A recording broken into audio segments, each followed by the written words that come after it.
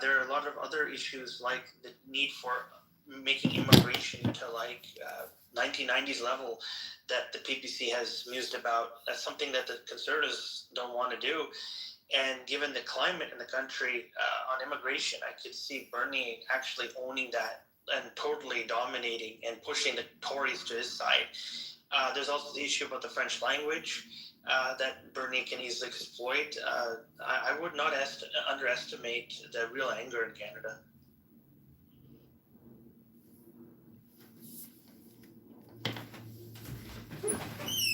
One thing, Andrew Tate's party just got suspended randomly. Yeah, I saw that. Literally just created today. It literally didn't do anything wrong at all. Just clicked. He formed his own party called Bruv. Do you know what it was actually about? British something, I don't know. Oh, okay. British underlying something values. It actually made sense. Like, he actually had, like, he put together something pretty decent. Like, it wasn't actually, like, just flim-flam. Britain restoring underlying values. There it is. Like, the actual plan behind it and, like, what he's saying isn't wrong or anything like that. There's nothing bad about it, what he's saying. There's no saving the UK. The UK is completely fucked. Well, I mean, at least he's trying. Yeah, I guess he is trying, but the UK is absolutely fucked. I think to fix the UK, you would also have to deport half of all the British people.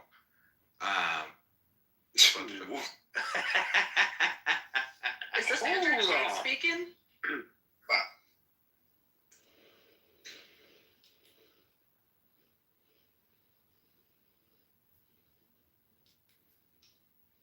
Auta, I think I may have a verdict on the protocol discussion that we had. Okay. I put it in our chat, but if you want me to explain, Let me look.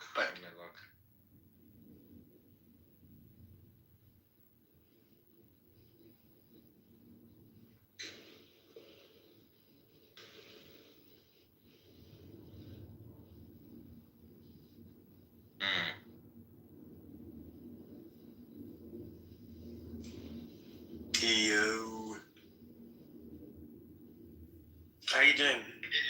I see. Do you think they will implement some system like PQ3 or no? I hope so. But I don't think they need it like for today, right? I mean even for today, yeah. Right now their focus should be on making the app usable. Because the app kind of sucks ass. I tried to use it sucks ass. Yeah, I mean, I can also expand on like why I came to that verdict. Because PQ3 by default uses something called Kyber 1024-bit encryption. Kyber is also what Signal is using, right? I haven't looked into that yet. But I can dig deep more. And the other interesting thing is they are using layer 3 ratchet for post-quantum components. And then I think you already know the key rotation. So I mean, overall, like for the post-quantum stuff, I feel like iMessage is doing really, really good. Yeah. But in terms of like practical attacks, like if I want to compromise an iMessage, right? I mean, I don't even need to go to the post-quantum phase.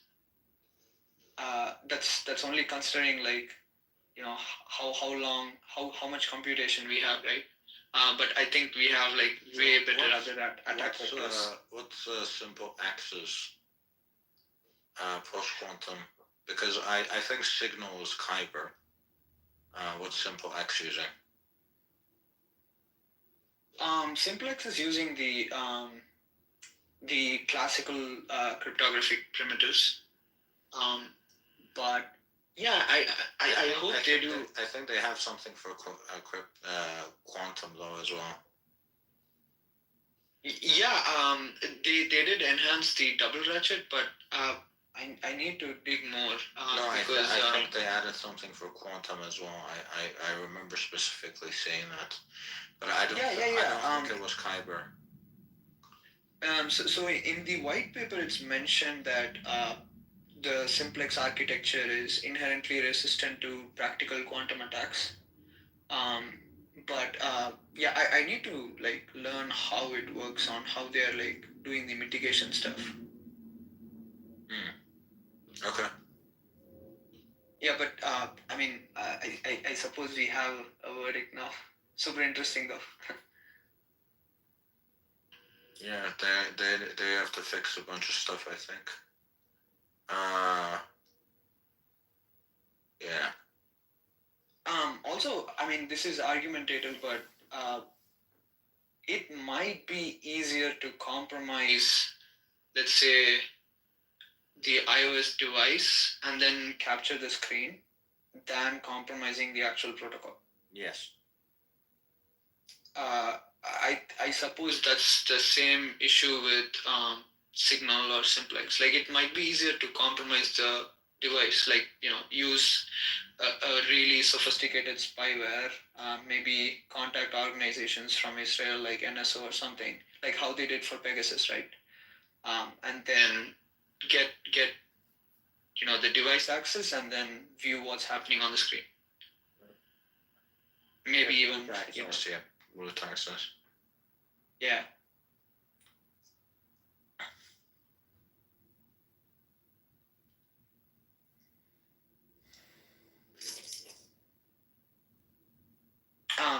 Yeah, I mean, just the other thing is we don't know how much they have verified, like the PQ3 that Apple released. There is no public audit reports. They haven't really said like who has audited this. So it's all a black box on what they're actually doing. And yeah, I mean, it's more like, trust me, bro, we have implemented it very securely.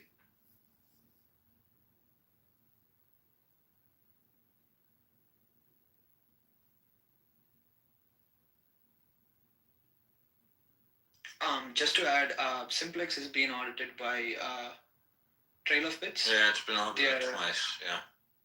Yeah, and it's a very reputed security auditing firm. Yeah.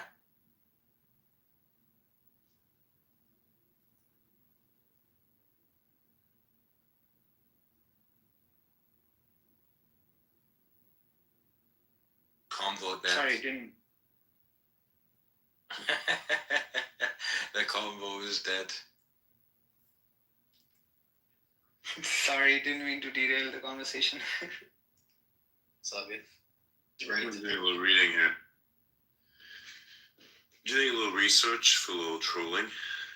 We do a little trolling. Yes, massively so. Yeah, fuck you, Adrian. Why is that? No reason, I just want to say that. Well, fuck you too. Yeah. I always do that as an example. I always do that. It's like, hey man, by the way, we're not offensive at all. We're offensive to each other. Hey, by the way, Otto, fuck you. I always do that. I've like my history of throwing this guy under the bus is fucking incredible. Imagine being German. And I need to imagine there's another part of me that I can't say, otherwise things get worse.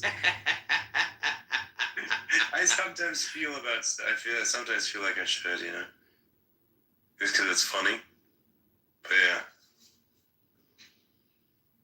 let's just say irony is very powerful, and it exists in. It's like how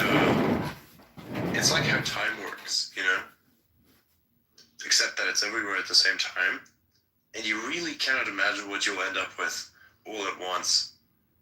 So it just kind of exists. And then there you go, here you go. There's the bullshit. Oh fuck, I just realized I left the unverified comments on.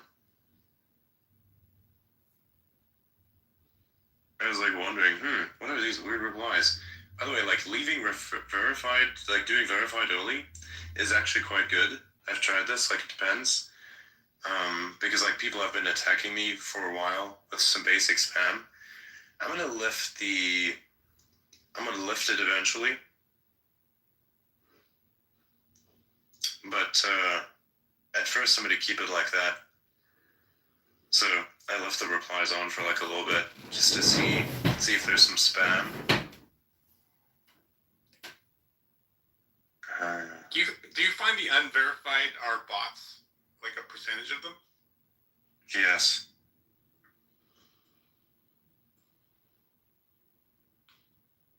Because some of them are just weird. Still has a bot problem, or are these bots that are just still Every kind of like- platform has a bot problem. Like it's a normal thing. It just is. It's about minimizing the bot problem, effectively to none, if possible. Right. So in this case, there's actually less bots on this platform than there are on other platforms, and you can tell this by the type of engagement that you get.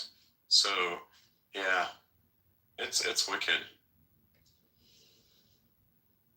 But is it okay if they actually be transparent and say this is an automated bot account and then we get feeds from ABC and this is what we are? I mean, you can set that for yourself. Yes, you can literally set that for yourself. This is an automated account. You can literally set that for yourself.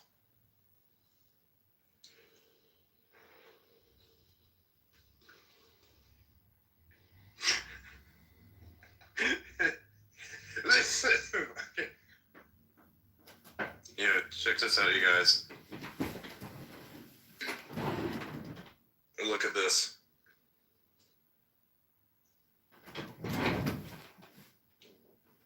This is fantastic. They chose the perfect image as well. Like, this is absolutely fantastic.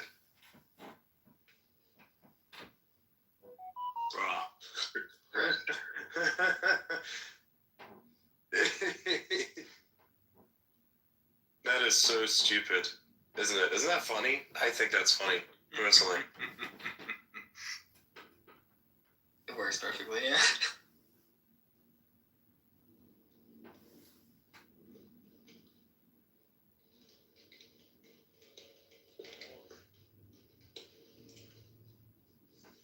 Hang on, let me, there we go. I still have to reply to some people. I have a lot of DMs. Jesus Christ.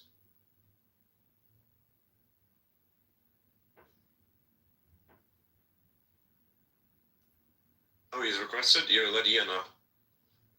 Roger, Roger. Okay, there he goes. Nice.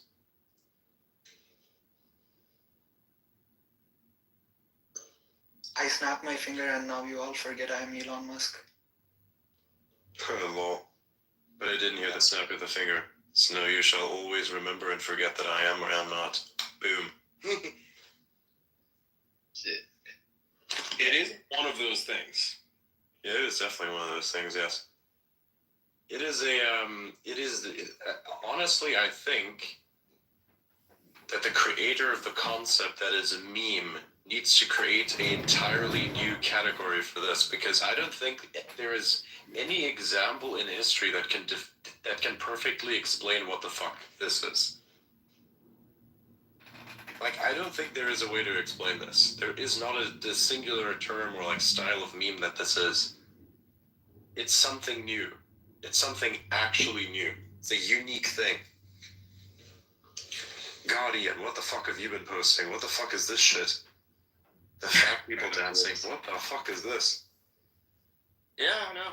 I was asleep while that went up because it was scheduled, so. Oh, I was wondering, yeah. Because you weren't around. I was like, oh, hey, what's up with this guy's probably still asleep. Yep. Yeah. I queue up stupid shit sometimes, yeah. Oh, I see. Okay, so when the stupid shit comes out, you're not actually there? Gotcha. Yep. That's right. So what did I miss? Nothing really. Just talking about Canada, Justin Trudeau resigning, stuff like that. Yeah, I got that one. Yeah. So round it up. Imagine you just like wake up and you're like, oh wow, shit, the prime minister just resigned. Fuck. That's wild. Prime Minister, He just I resigned. actually woke up. I woke up kind of late, but I woke up and then I opened up X, and the first thing that popped up on my feed was that he resigned. Did he resign as prime minister or as party leader? Forget. Both. Party leader. No, he's still a prime He's minister. interim prime minister now. Yeah, He remains as interim prime minister until such time that they find a replacement. Yeah. So it could be for months.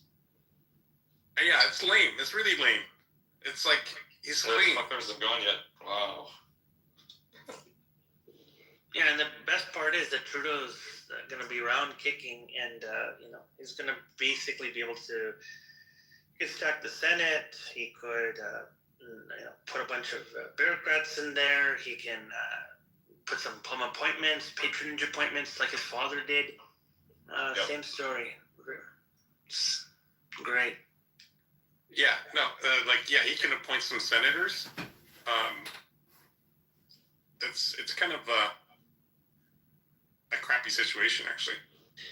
Yeah, his father, the senior, he actually filled the Senate with all his best buddies and friends, and it was just totally ridiculous. And then in the succeeding election, what ended up happening is that the Tories won with a very overwhelming majority, and they had to deal with all of these Liberal senators who were put in by Trudeau the Elder, and it basically brought real dysfunctionality to the Canadian government.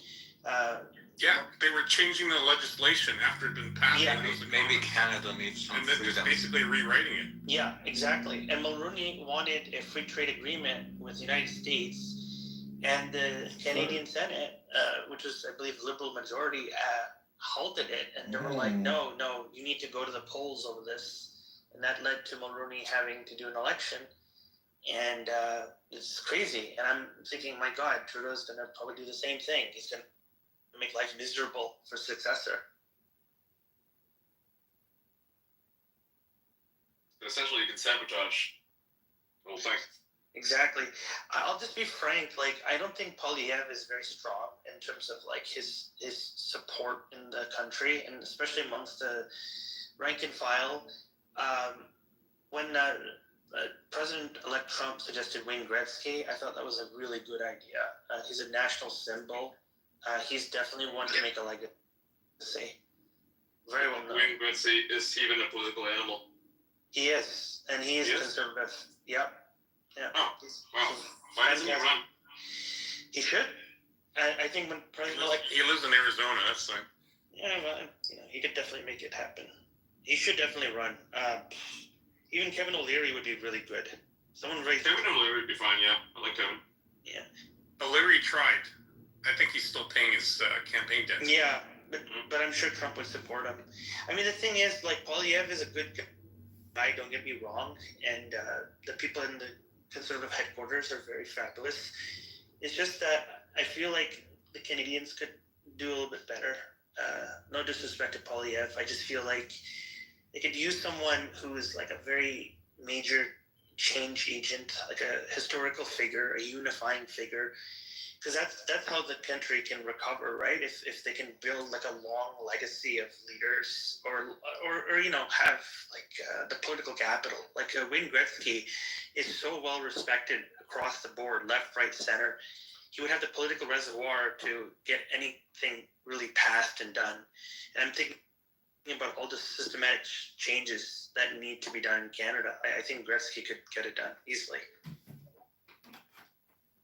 By the way, Mike, Mozilla confirms that they have an existential threat from the ban on Google default search deals. I told you so. Yeah. No, I already knew. Can you explain what that means? Basically, the entire web is basically three three web rendering engines, right? So as of now, what? There's WebKit, right? WebKit. Yeah, WebKit is Apple's one. Chromium. Yes. Yeah, WebKit, Chromium, and whatever the fuck Mozilla makes. Gecko. Yeah. Gecko is the Gecko, yeah. Mozilla one. Yeah. That's the one from Firefox. WebKit is the one from Apple. It kind of sucks, to be honest. So, in reality, your only two choices are Chromium and Gecko. And for Gecko, Gecko is you have Firefox, you have Tor, you have Movad, you have Zen.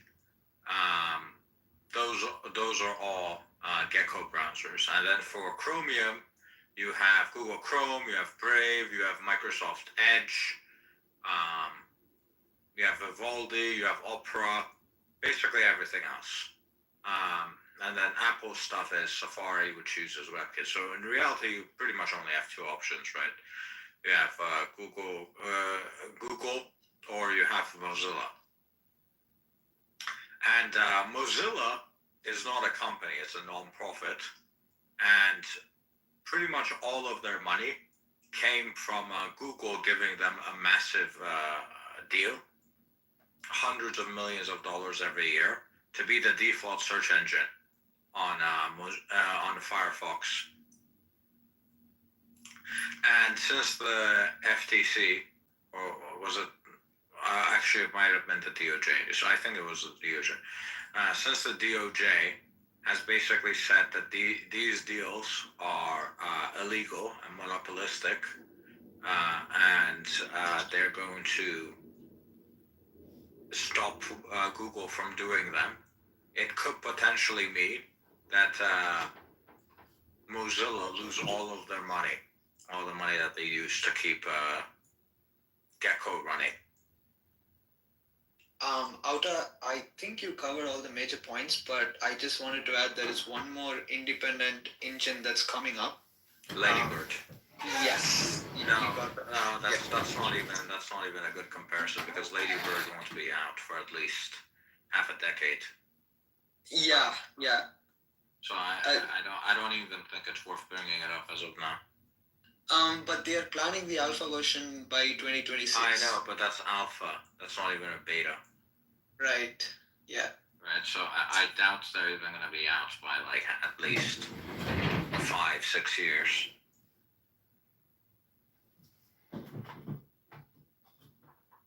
I mean, just adding to that, I think Chromium is still the most secure web engine right now, like compared to everything else. On Android, yes. Well, even on desktop. No, I understand. I don't think so. Yeah, I mean, but then you're talking about defaults, I think. Yes, but also there are so many architectural flaws when it comes to Gecko. Yeah, but it can be made significantly more secure. That's why Movad and Tor use Gecko. Yep, fair enough. So there is also Firefox Focus on mobile. It's not as bad as the default Firefox that we have on mobile. On iOS, by the way, it doesn't actually make a difference. Everything on iOS uses Safari. Yeah, the WebKit. Yeah. The content blocking is very different for different browsers, even on iOS. And also there is like various levels of third-party blocking trackers and stuff like that. For example, Safari has this intelligent tracker blocking capability, right? Yeah. It is no way close to what Brave is doing. On this is on iOS. I mean, they are doing way better than Chrome. Ideally, you would be using a uBlock origin, but yeah. On iOS we can't have. Yeah. It's anyway, tricky.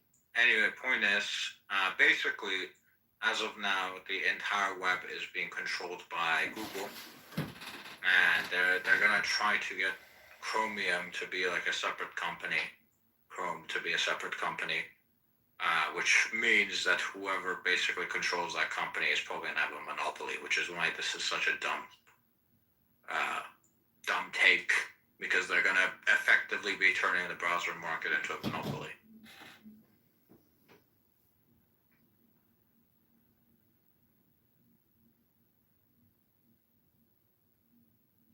When legislation backfires, they want to end a monopoly, but in doing so, they're actually creating one because, you know, the legislators don't seem to understand that Google doesn't actually have a monopoly. It's quite fairly paying people for their, you know, interests. Christ. I haven't used many Google services in years, though. Me neither. I just use Google because it's, you know, just the default, but at this point, you know, you don't really need it. Google sucks ass right now. It does, yeah. I hope they can go back to what they used to be. There's still fantastic service underlining it. They're not, yeah. I know. I'd Because recommend advertising's too much money. I'd recommend using other things. I think you guys touched on a common misperception about monopolies. Like being an industry leader or being dominant in a market doesn't necessarily make it a monopoly, or at least not in a legal monopoly.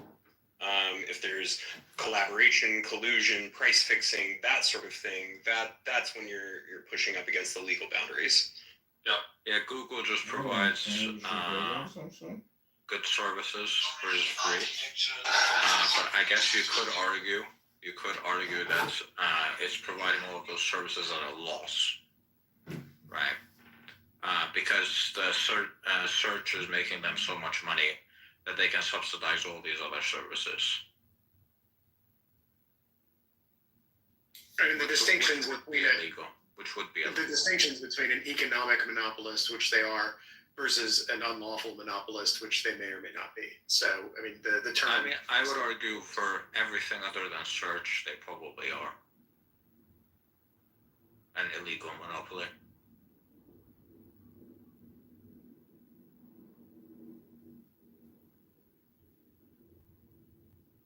Because they're subsidizing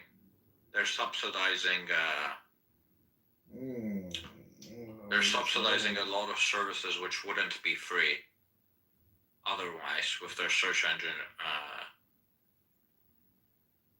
I mean, but that's, I don't think that alone makes you an illegal monopoly. The question is whether you engage in unfair, and I'm not an antitrust lawyer by any stretch of the imagination.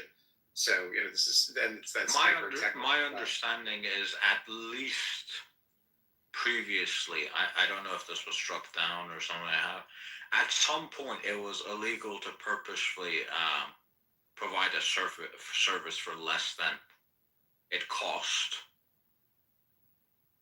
to make, like unprofitably, just to have market share. But I think if you're doing it, there's a legitimate business purpose, it's one thing. If you're doing it so as to drive a competitor completely out of business, it's another one, right? And so, you know, it's a really weird, competition law is one of those weird things where it's one of those areas where things are not very clear cut. And each side usually has really good arguments. Not all the time, but sometimes each side will have really good arguments one way or the other. I mean, you could argue Google has been doing that though, right? So they literally had these terms with Android phone makers to where they couldn't include anything other than the Google Play Store. Because if they did Google Play services and Google Play Store, because if they did, they would permanently lose access to Google Play services and Google Play Store on Android. Well, I mean, Apple does the same thing, and they've managed. But Apple makes their own phones. But Apple makes the difference is that Apple makes their own phones, and Apple has a closed system. So Google actually, it's very interesting. Google actually lost one of the cases to Epic, while Apple won theirs, because as a closed system, Apple ultimately had, the court argued that Apple ultimately has control over what they want their operating system to do. But because Google actually made their operating system more open with Android, they actually have to leave the system more open. They can't, it's like actively being They can't do a anti-competitive. bait and switch. Yeah, they can't Yeah. do a bait and switch with their OS because that was what they were trying to do. This is how they were, making money in the first place to get market share, and that was illegal. It's like, hey, here's a free product. It's a free OS, guys. Come on, come check it out. And by the way, if you don't put Google Play Store in there as your only product, we're gonna cut you down. It's like, nah. Yeah, exactly. It's like, nah, this is bullshit. Yeah, Exactly. that would be an illegal monopoly. Microsoft did the same thing back in the day. Remember the browsers? They would essentially do the exact same thing. So there was a lot of precedent there, and the courts are very easily, very quickly put this sort of thing down because if you let it go out of control, then you have a single company. And then it actually, Microsoft actually, the case got thrown out on a technicality. They had completely lost their case, but it got thrown out just on a technicality. Yeah, they were going to be split in like two, right? They're going to have the court had almost decided that. That's what everyone was predicting, and then technicality killed it.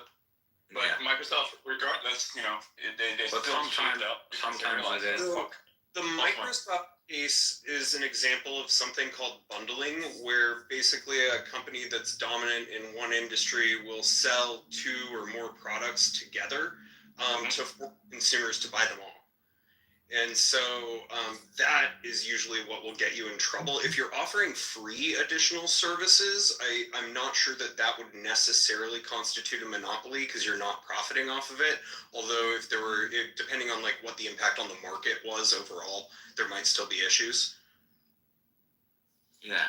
I think it's kind of why when you, even now, right, when you install you put a new installation of Windows on it, they ask you first if you want to download Microsoft Office 365. They don't just automatically put it in the system, right? They have to ask you if you want to do this, and there's a whole procedure where you have to sign up for it. I think previously it would have been a lot easier for them to just bundle it in like they did with, with Internet Explorer back in the day. Yeah. But now they get to collect subscription fees for your license to use the product on a monthly basis. So. Yes. Yeah. This is their little workaround because imagine, I think they'd prefer it personally. I mean, I don't know anyone at Microsoft who actually knows this stuff. I don't know executives there, but I bet you they would prefer it if they could just simply install it onto your PC without it even asking you, without a subscription fee. If they had to do a trade-off, I think not having to compete against Google Docs or any of these other services that some of which are free would be so much more beneficial for Microsoft if they could, by default, have MS Word installed into your computer. But the courts, I don't think will allow that because that again is like I said, bundling.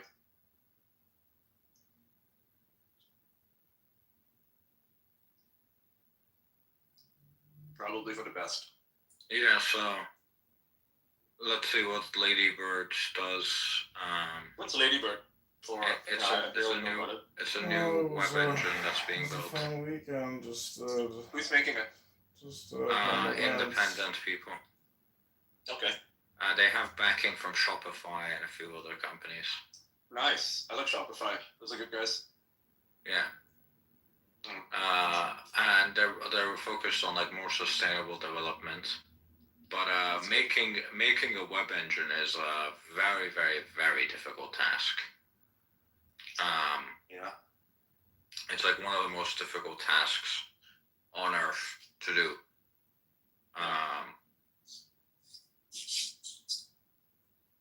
So, especially one that works well. It has to be compliant with all the web standards. That's the part that makes it difficult, right? It's not the actual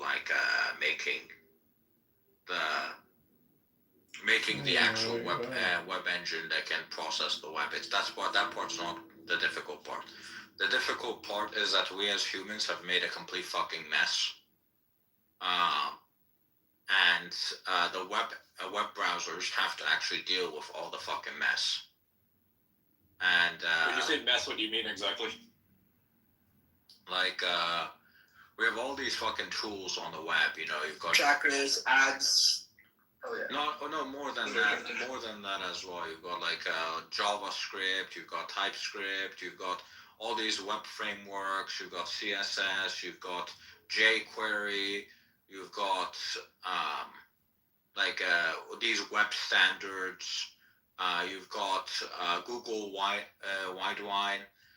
You've got all of this bullshit. Tons and tons of bullshit. I think I was watching a video about Lady Bird, and they said they have to meet like 100 million standards to be like a functional web browser.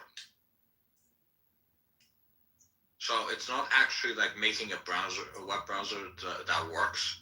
That's difficult. It's the fact that you're dealing with the mess that humans have created. Wasn't HTML5 supposed to fix all of this? No. HTML. How's HTML5 going to fix any of this? I mean, wasn't that supposed? Okay. I was under the impression a long time ago. So feel free to correct me. I was under the impression that it was supposed to be like a standardized thing where they would incorporate all of these different languages and therefore. No. HTML is literally just a tool for you to embed like text and images. Okay. Right. It doesn't really do much else. And that's CSS for your styling. And then JavaScript for code execution. That's basically how it works. Are there any efforts to, combine all of these different programming languages and services that you mentioned? There's an attempt to create there's an attempt of something called WebAssembly, where you could write in like whatever programming language you want on Earth, and then you could compile it into WebAssembly, and you could basically have like a full-on app that has like native performance on a browser. Nice. Right, so you could compile like a full fucking game in theory. If this is accomplished properly, you could compile like a full fucking game, or full fucking like a Photoshop or Premiere Pro or Avid Media or whatever, and you could run it off the web browser. But awesome. that still has a lot of work to do. Right. So if you could implement WebAssembly using Rust, that could be like one of the best, because the performance will also be like really, really good. But one interesting thing is WebAssembly is being blocked by iOS on lockdown mode. So you can, I don't know why they do that. Probably because it's not finished yet. WebAssembly still has a long way to go. But yeah, that's something that's being attempted. You could also use Flutter. And no, I'm not talking about coming in one. So that's I'm sorry, what? What the fuck? What do you mean by that? I have no idea how that just took a left turn. Do you know about the sequel? Do you know about the Isla girl, the fucking girl that doesn't shower? Yeah. So she's famous for like making these stupid graphs, and like in one of them that actually like went super viral, it's like it had like Cayman Fluffer. She hosted some sort of sex party or some bullshit like that, I don't know, and then made like a whole ass graph about it, and then like I guess some people came in a fluffer, and she just posted that. Anyway, either way. Just extreme degeneracy. Yeah. Either way. Yeah. That's not what Fluffer is. Flutter. So Flutter is this thing made by Google, which uses the Dart programming language, and you could basically make an app or whatever in Flutter using Dart, and it would be able to run on. It would be able to run on the browser. It would be able to run on a phone. It would be able to run on a desktop. basically like one code base for all.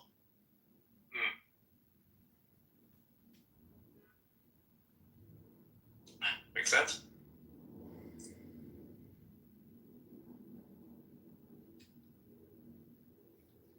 By the way, if y'all haven't already, make sure to quote post the space with join the conversation so more people can in fact see that it is live. Oh my god. I will do that People right now. People are DMing me thinking I'm Andrew for some reason.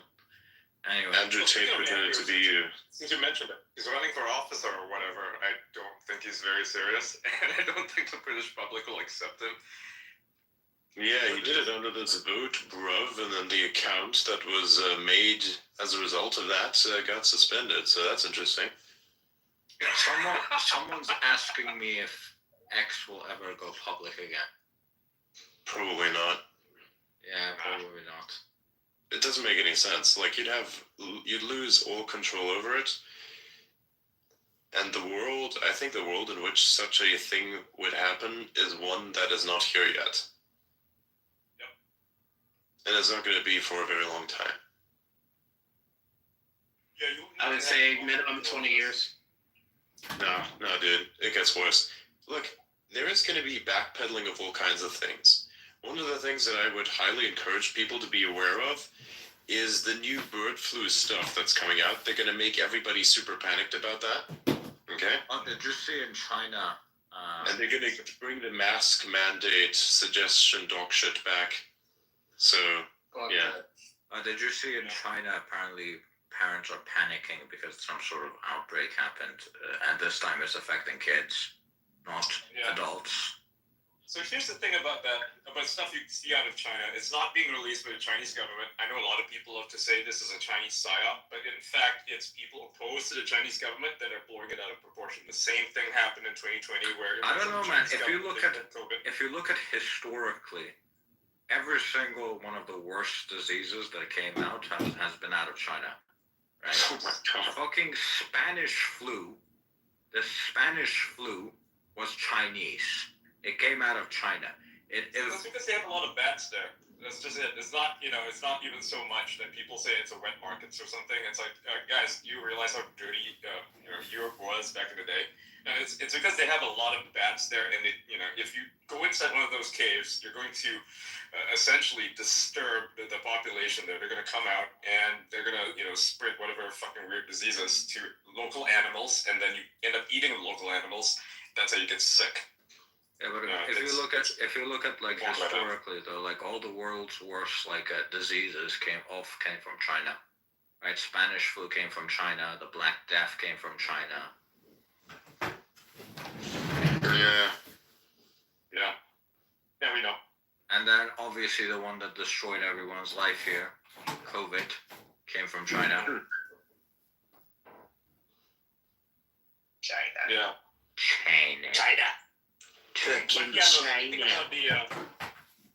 Disregarding the propaganda you're seeing on X or anywhere else about any weird Chinese viruses, it is being spread mostly by anti-Chinese forces, and I'm not talking about Americans who are spreading it. I'm talking about people perhaps in China who are opposed to the Chinese government and want to weaken it. This is the same thing that happened in 2020, where we saw a lot of videos of Chinese people fainting in public, collapsing from COVID.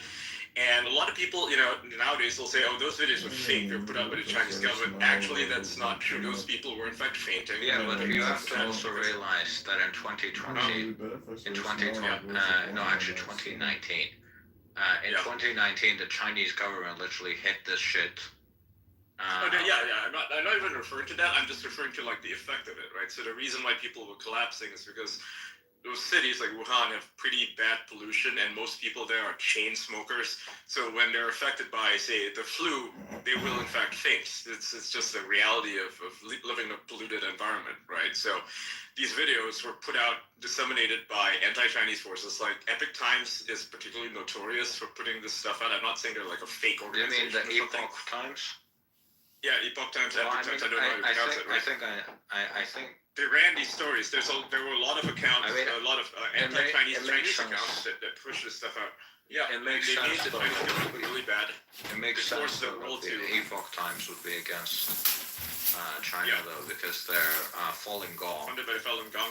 Yeah. The Falun Gong put this stuff out, makes the Chinese government look really bad because then China has to deal with the ramifications of, other countries being mad at them, essentially. Yeah. But what happened was the response to it worldwide was insane, right? It just sort of exploded. It went beyond out of proportion.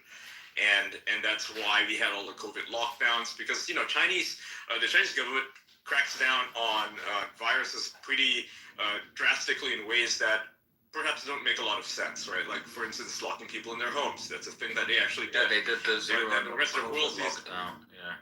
Yeah, the rest of the world sees it, and it's like, we should do the same thing, which is like the opposite lesson of what you should be doing. You probably shouldn't be doing that, right? It's not scientific. It is just a response that they do. China in general has a lot of problems with things working well in theory and then doesn't work in real life.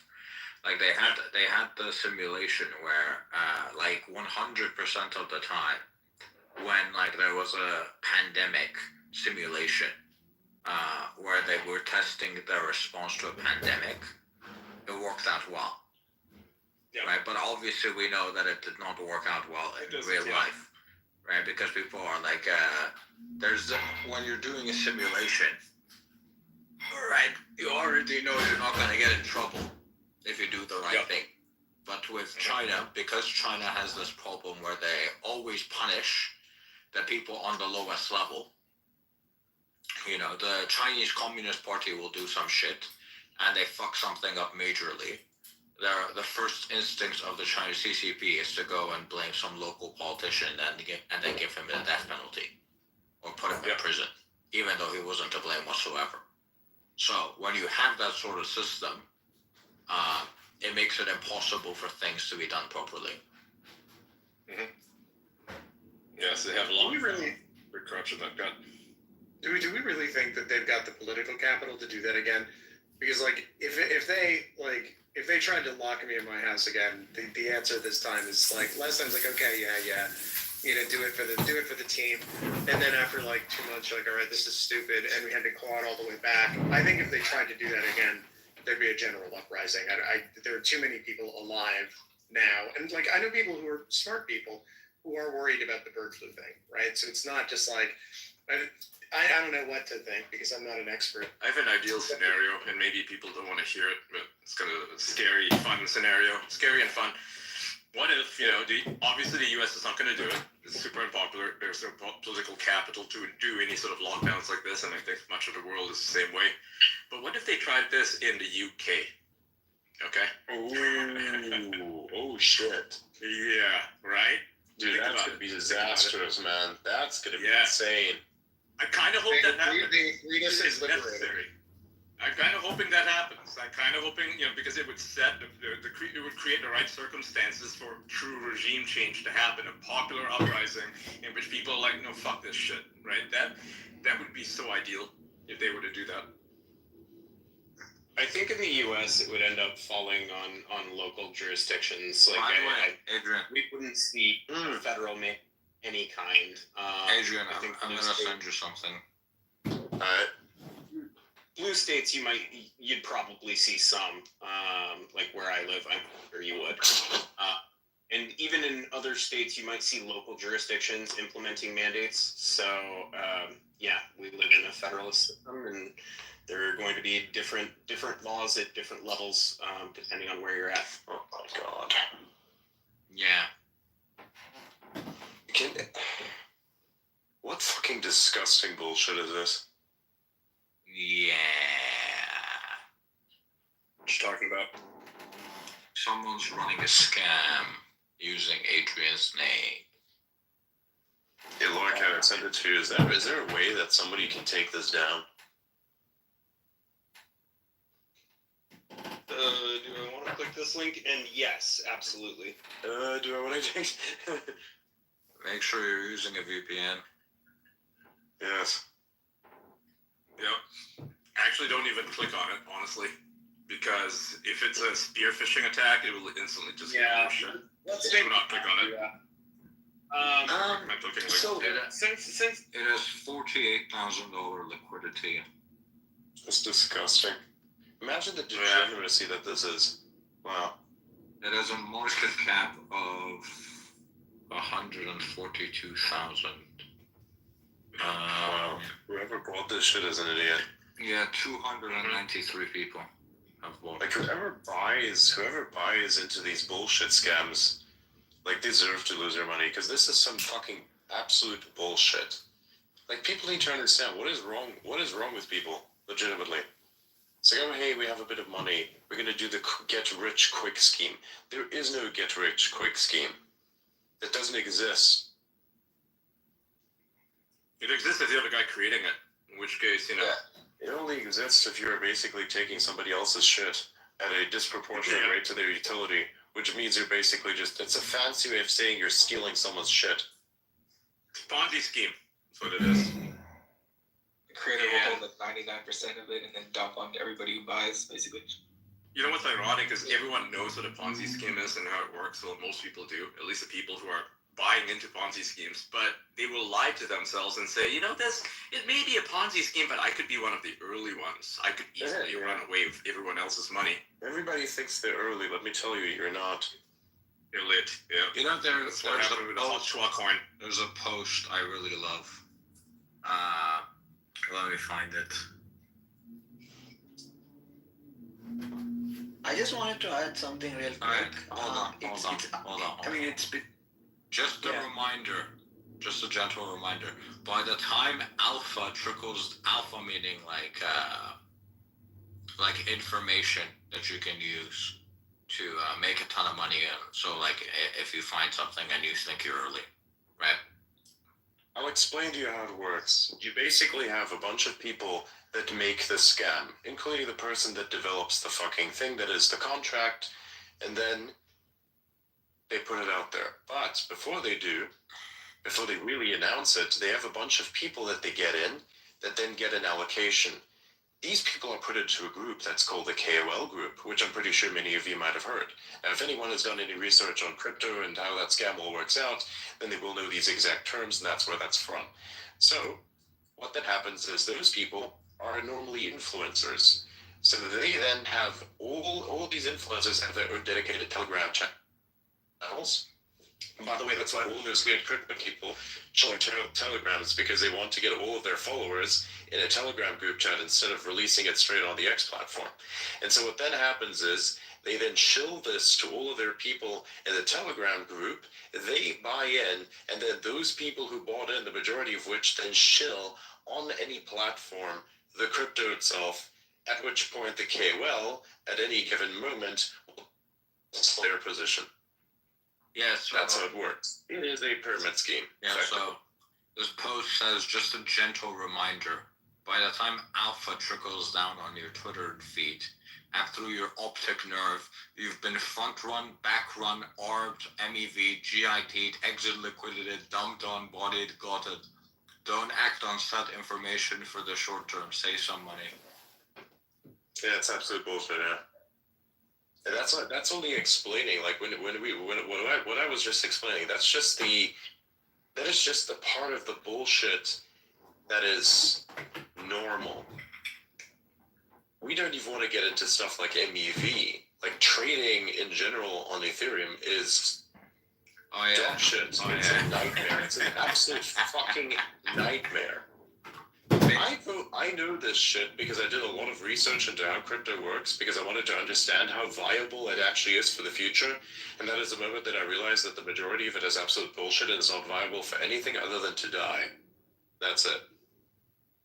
Personal opinion. So, and I know a lot of people from the crypto side are going to get mad at me for saying this. Well, I'm like, hey, then perhaps next time you should reach out to all your friends and such and tell them not to fucking use my name, my fucking profile picture, as a means by which you can scam people en masse. Because fuck you for that. You don't get to be angry. I get to be angry, and I get to shit on you as much and in as a spectacular fashion as I choose. Right? That's how this fucking works. I'm not the person who's like spamming people's replies with tickers that lead to goddamn fucking scams. I don't do shit like that. But I do sure as hell get to talk massive fucking smack about anyone who does. Because if you do it to me and, try to inundate my community with this bullshit, well, yeah, I'm gonna have something to say about that motherfucker. Either way. Oh yeah, by the way, let me check my replies. If there's any crypto tickers, I'm gonna block each and every last one of them. I don't care. Zero mercy. Adrian, I'm gonna send you this guy. He's the one that runs that website. There's some very interesting things happening on the timeline right now. The whole day, I'm just like catching up. Adrian, check the person I sent you on X. Have you seen Thomas Massey going to war with Republican influencers?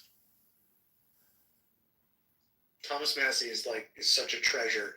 He's such a gift to the United States. I have seen him going to war with the GOP establishment, but the guy, if you just dust off and look into his background, went to MIT, ran a robotics company, had an exit. He built his own house with his bare hands, cuts his own wood, powers his house with the solar panels that are hooked up to a Tesla Model S, has a robot chicken coop that allows his chickens to wander around while being protected from predators and still be free range because it just follows them around his yard. I mean, and he builds it all himself. The guy is he's such a gift to the country and exactly what you want in Congress.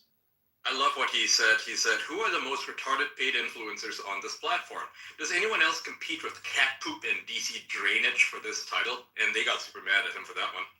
I have nothing against Drano, but Drano called him out, and Thomas responded with, because Drano said, "Nobody pays me," and Thomas responded with, quote, "Nobody pays me," and then he says, "You personally took COVID bailout money from taxpayers." Wow. Jesus. Yeah, and he links to the PPP tracker, which shows that Drano took money from COVID bailouts. Jesus Christ! Wow, that is just. That's insane. That's crazy work. Yeah, he was ready. He was ready for it. Yeah, I just thought of saying that if you see a crypto scam, please don't click on the link. And the VPN doesn't exactly help here because it can only obfuscate your IP address. If they have a malicious exploit, it is going to get executed on your endpoint, and there's nothing you can do about it if you click on it. But if you plan to click on it, I would say click in a virtual environment like a container or a virtual box or something.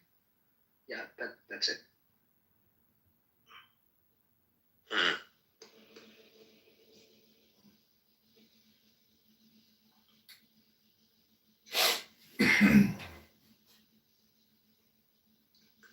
It's nice to see that the anger against Keir Starmer has not diminished over the past day. Why would it? It's a funny accusation with people saying, "Oh, the billionaires shouldn't get involved with certain stuff," but then fucking, Bill Gates gets involved with the British government, nobody bats an eye. It's wow. It's almost as if you are super biased and don't care about the concept. You just care about the fact that there's one individual that is doing this because you disagree with them politically. Ooh. Fucking pathetic. It's the same with George Soros. You know what the dumbest thing in the world is I've recently seen? Here's the thing. Here's a funny thing. I've seen a German Ukraine supporter complaining about Elon, complaining about the British and what's happening, the British government and what's happening in England right now. Get this. This individual is saying this because it's supposedly, something that a foreigner from that perspective shouldn't get involved in. I'm hang on a second. Is this a fucking German, based in Germany, Ukraine supporter, allegedly, that is complaining about someone in America? By the way, what's going on here? Meta appoints UFC CEO Dana White and 2 others to its board of directors. That's good. Yeah, I've seen that. This is a positive move. But no, yeah, what you were saying, it's rather quite ironic when you have a Finnish pro-Ukraine person living in Germany complaining about Elon Musk influencing European politics when all these idiots are doing is promoting, certain viewpoints. They want to push Olaf Scholz, for example. I have no love for him, but they're trying to bully him into changing his German policy in favor of their views. It's absurd. Have you seen the meme that's like the average the average Greek person and Turkish person arguing which of their countries is better from their apartment in Berlin? Yes. Yeah. The magazine, online magazine, IM 1776, called for the all-out invasion of Britain by the United States earlier today. Jesus Christ. Yeah. Wait, what? What is that? IM 1776. It's a right-leaning online magazine, and it basically said that the British government. That's from the U.S. Yeah, it's from the U.S. And they said that the British government has lost all legitimacy, and that it's in the interest of the United States to ensure that it doesn't become a sort of jihadi island in the North Atlantic with nuclear weapons, Yes, and therefore should invade immediately. That is actually a very good argument because Britain is a nuclear superpower, and unlike Pakistan, they just don't have a reign over this shit. Pakistan say what you will about the country, but they do have a reign over their Islamists, which is why they're all flocking to the UK, where there's no legislation to stop them from pushing an extremist ideology. Stuff that's actually banned in Pakistan is allowed in the UK. It's taught in British schools. That is the big problem. Yeah, they should take France as well while they're on it. Oh my God. At least the French know how to rein in their bullshit, even and like even they say like the fucking jihadis are not coming from France; they're coming from other countries, which is actually true. Like when you saw the Charlie Hebdo shooting, they didn't come from France. They were not French people that did that. It was Belgians who did that. I don't know what was the consequence of the Notre Dame building burning down. No one knows. Nobody knows. Nothing happened. But they claim it was an accident, right? They claim it was a workplace fire that started it. I don't know how much I believe of that. I don't think so. Yeah. I mean, I personally don't think that was the case, but again, it's I don't know. If you're gonna talk about like taking countries because they have nukes, you might as well take France as well. Yeah, well, fair enough. But who really wants France, though, is the question. Nobody wants France. You take okay. When the Russians invaded it after they counter invasion, they were like, "Fuck off, we don't want you." Yeah, this is here. Listen, this is what you do, right?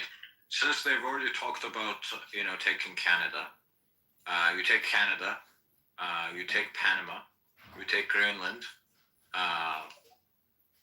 and then after that you take the UK, and then you separate Quebec from the rest of Canada, and you give that to you give France to Quebec. Yeah, I was gonna say you have no choice. You have to. Yeah, you separate Quebec from the rest. The Quebecois will literally revolt if they have to speak English. Yeah, exactly. And you don't give Quebec to the French. You give the French to the Quebec. Just to piss them off. Just to piss them off.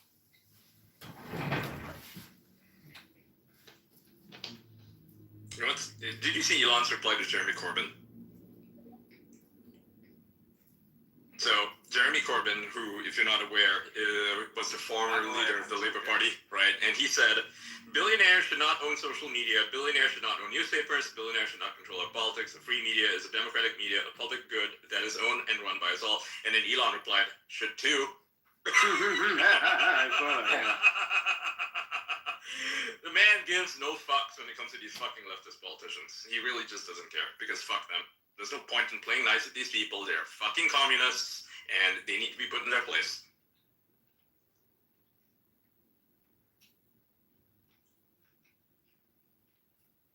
The fucking worst of all are the ones that like bring like parents in from like extremely irresponsible parents.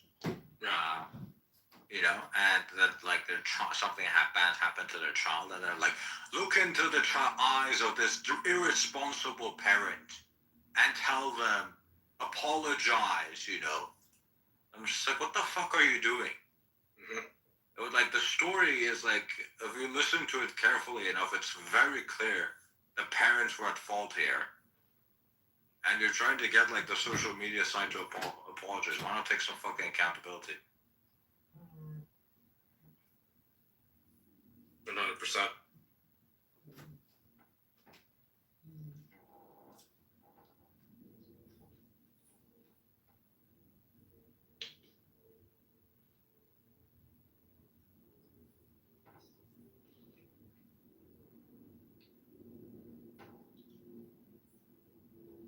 Yeah, I just posted something about the CES thing.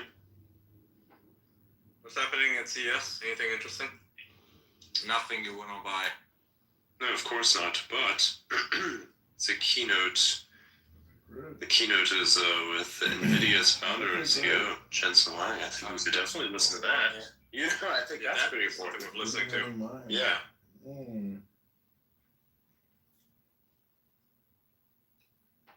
Oh, I don't know. Let's see, what is he saying?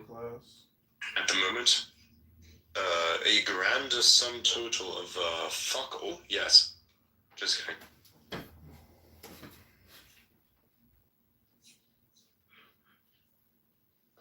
Yeah, Jensen is not speaking right now. It's somebody else. But I believe they will get into it at some point. Maybe we'll get into it. God. What happened? Someone just fucking DM'd me some shit. Like what? And what is this shit? Yeah, I don't listen to suspense. It's basically some bullshit about promoting some cryptocurrency. Go fuck yourself. Yeah, is that's the not answer. worth it. Block that. Yeah, that's not worth an oh shit.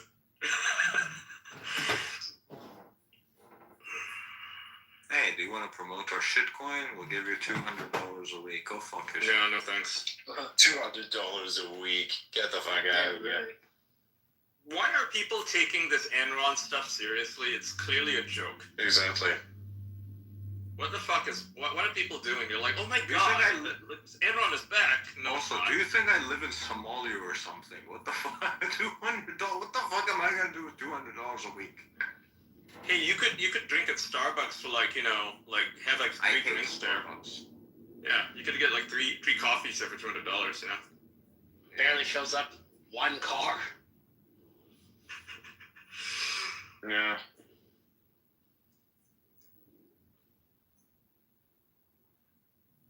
I founded a shitcoin. $200 a week wouldn't even cover my insurance. What the fuck?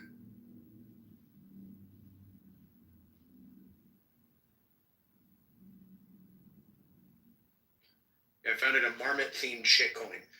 It remains my greatest achievement in crypto.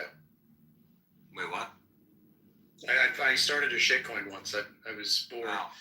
and so on a very obscure network I'm not going to name, lest I be accused of being a shitcoiner, I created 100 marmot coins, and I basically told people that if they donated $100 to the Marmot Recovery Foundation, that's marmots.org/donate if anyone's interested. They do conservation work for these cute little fuzzy animals that live on Vancouver Island in Canada. And if they either did that or put a marmot cuddly toy in a toy bin for needy children, I would send them one marmot coin. And so that was like, so a bunch of people did it. It was fun. And now I think they're trading at like $3 or $4 grand a piece, which is pretty entertaining. By the way, Yeah. someone else is asking another question. Are the lessons learned from developing FSD, is it speeding up the development of Optimus? And how far ahead the Chinese took development of human? This person is clearly lacking proper grammar, but you get the point. Yeah, the Chinese are nowhere on that front. They like literally don't have a position that I'm aware of. As for the learning of whatever is powering Optimus and whatever is powering FSD, I'm not sure which is outpacing which, because I just simply don't have that kind of intel. You have to like know something very concrete about Optimus, which I don't. So yeah, and the people who do know something concrete about Optimus, that's yeah, they're not going to tell you shit. There's like extremely disturbing footage coming out of Kursk right now on the Ukrainian side, where they're driving over deserters in their tanks. Yeah.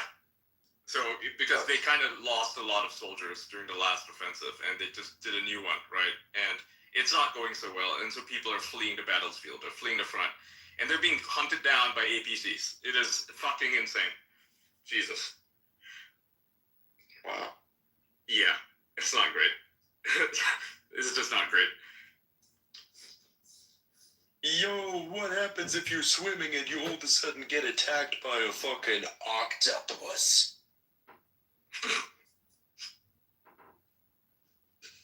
What's really bizarre to me, if you read the replies to these videos, is all these fucking weird NAFO people, like the ones attacking Elon right now, who are like cheering it on. They're like, yeah, deserters deserve death.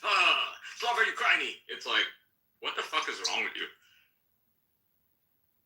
Such a lack of empathy when it comes to war. It's unbelievable. Mm-hmm. It's almost like these people have never been in a war. Like, if you put these exact people into a war, they're gonna fucking crumble like a piece of paper and shit themselves like a little baby. They would, yeah. I'd say even a little baby has more courage than these fucking people. Seriously.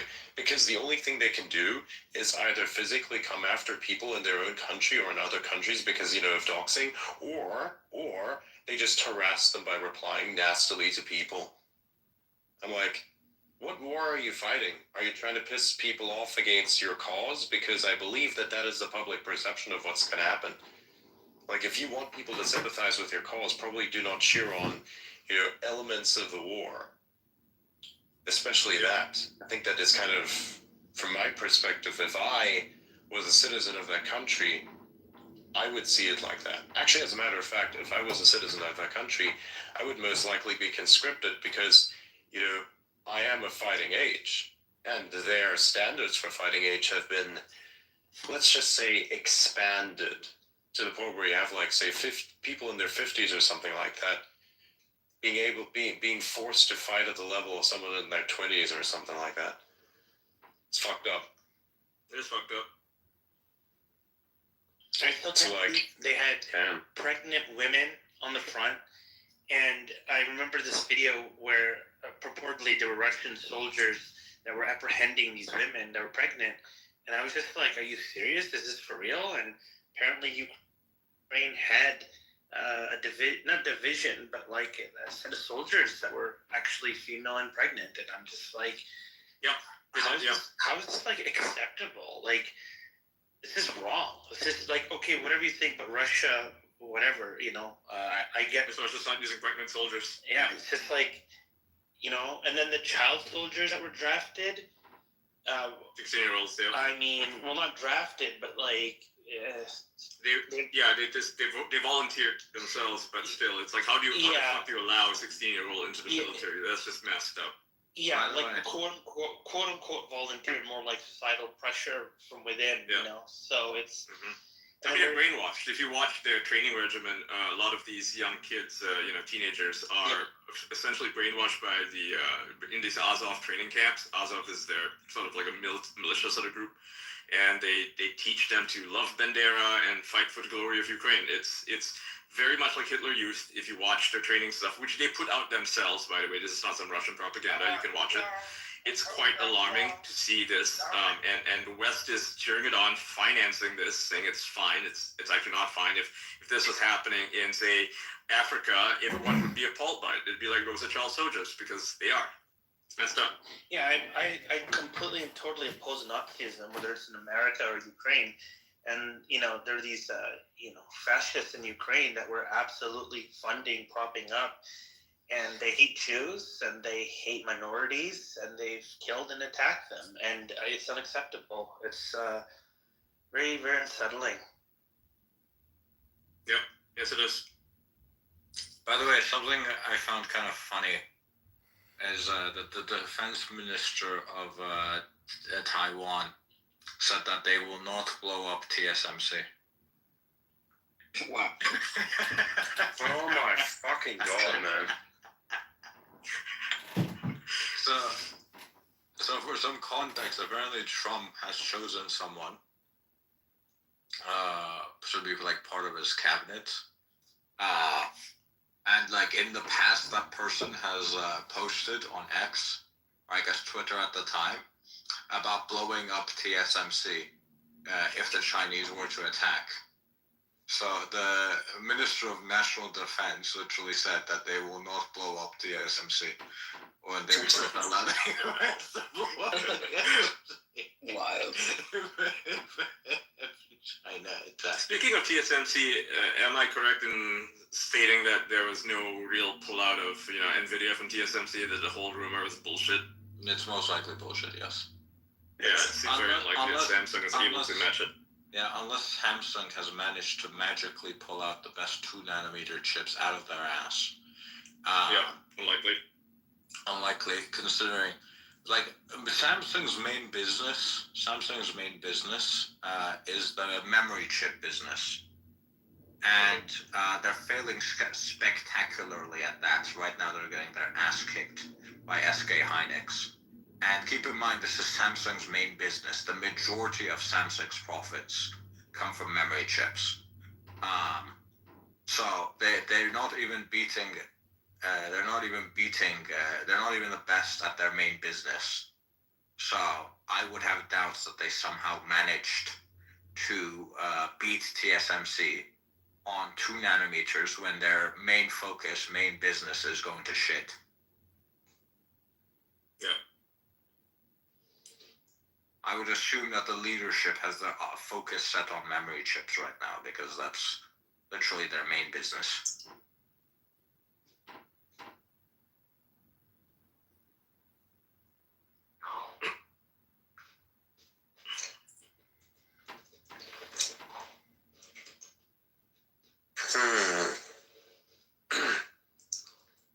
Where the hell is this?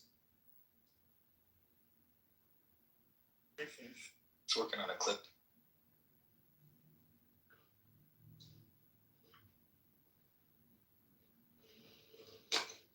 I'm gonna post a nothing meme. Nothing ever No, happens. literally. Yeah. But like the company, nothing. The ones that makes phones. No, nothing ever happens. No. That's an odd thing to call a phone the nothing phone. Yeah. It's like saying, I mean, it guess works. what? I'm gonna create an app that doesn't exist. What's the point of it? There isn't one. It's called the Nothing app. Yeah. They have the nothing ears, or whatever it's called, for the headphones. Yeah. The nothing buds, they're so light you don't even feel them. And they're so unnoticeable that you don't even hear them. Actually, shit. Yes. They're actually kind of garbage. Just get AirPods. So much better. Yeah. The Schrodinger's app. It feels like, looking at Nothing's advertising, it's pretty effective though, because they do get a lot of hype from, all these tech enthusiasts, right? Because the stuff they make is kind of interesting looking. It's all, clear plastic, so you can see inside. So there is a certain aesthetic to Nothing that is kind of cool. Like if you look at their phones, the backplate is not, it's not aluminum or something. It's literally like clear glass, so you can see inside the phones. It's actually kind of nice. I'm not saying they're good phones, but they look cool.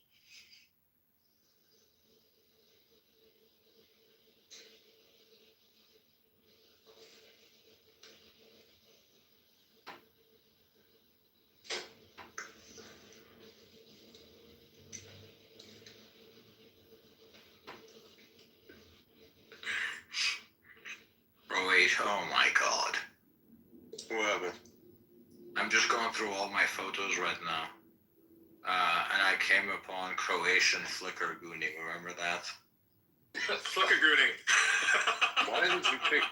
How do you have a photo of that though? I save memes on my phone typically.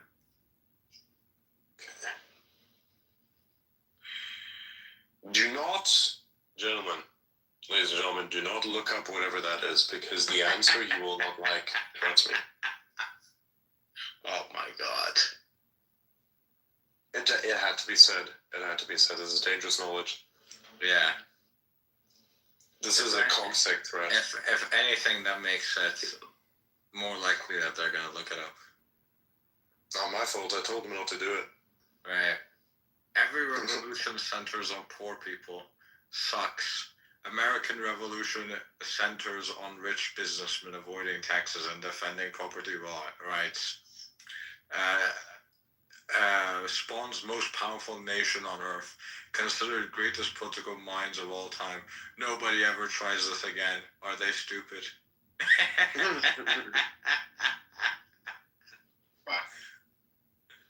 Yeah.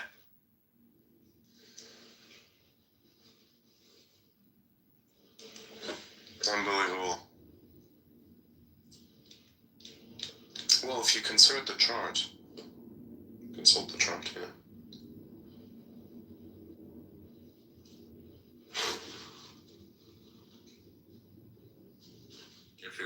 Please consult the charge. Chance of happenings, 0.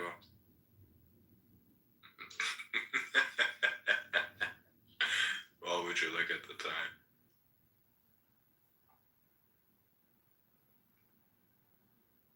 Here you go. Posted it. Alright, let's see what you posted. Should look at the time.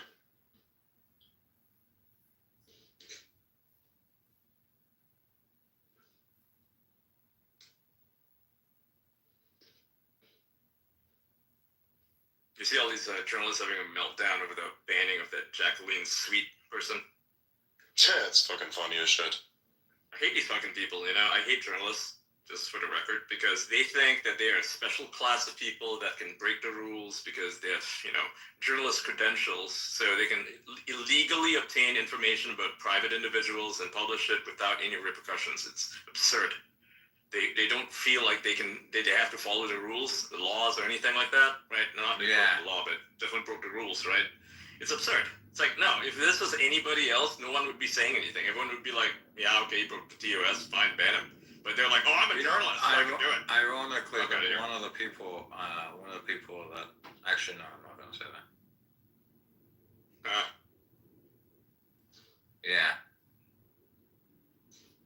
No, I'm not a fan of these journalists. You know, if you want to be a journalist, fine, but try being like honest. Don't hide behind it. Oh, I'm a journalist, I can do it. Yeah, try not being a dipshit. Yeah. Like, I will not, you know, I think there's quite a simple rule is that don't dox people on this platform. You want to do it offsite, maybe, you know, can't stop you. How did libs of TikTok get caught? What, you mean like doxed? Yes. Okay, she was doxxed because Travis Brown, who is this Antifa, German government-funded, state government, you know, funded Antifa guy, keeps lists on people, and he was tracking her stuff, and, you know, I think he obtained her information more or less illegally through, like, a data breach, and then he sent it to Taylor Lorenz, who is a journalist, and she published it, and, you know, I don't know if she necessarily, she did, if I recall correctly, she actually did publish High Rachek's docs, like her actual address, her home address in New York City. And she went there and, you know, knocked on the door, did a quote-unquote journalism there. But yes, no, she linked to it. And then after that, she blamed her editor for the link. She claimed that she didn't actually dox anyone. She literally lied. I have an archive of this where she published her article had the link to Lips of TikTok's home address. It was on some, you know, page, because she used to be like a realtor. And so her address was listed there, but you know, you wouldn't know it was Lips of TikTok unless somebody told you it was, right? So that was effectively doxing.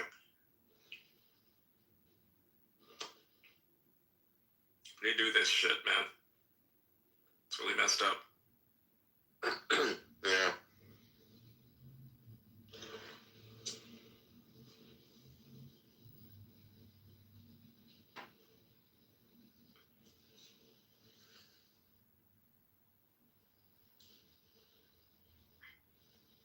So, Ian, are you working on any news stories by chance?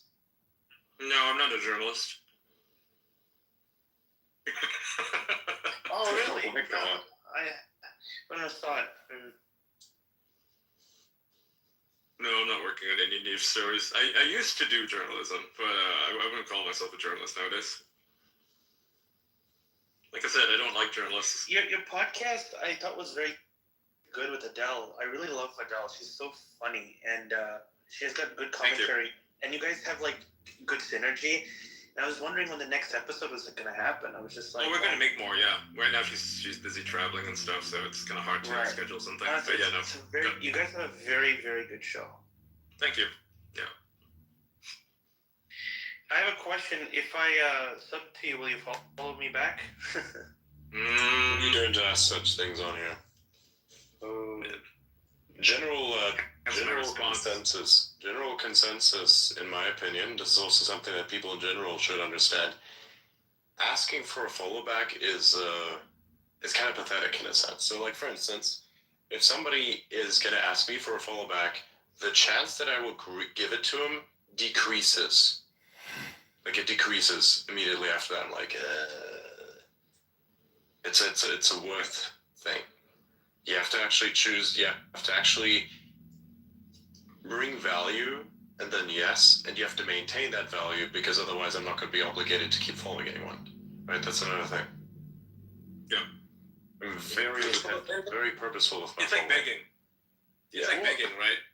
If you beg for money, you're not gonna get it. You know, from a high net worth person, they will just be like, no.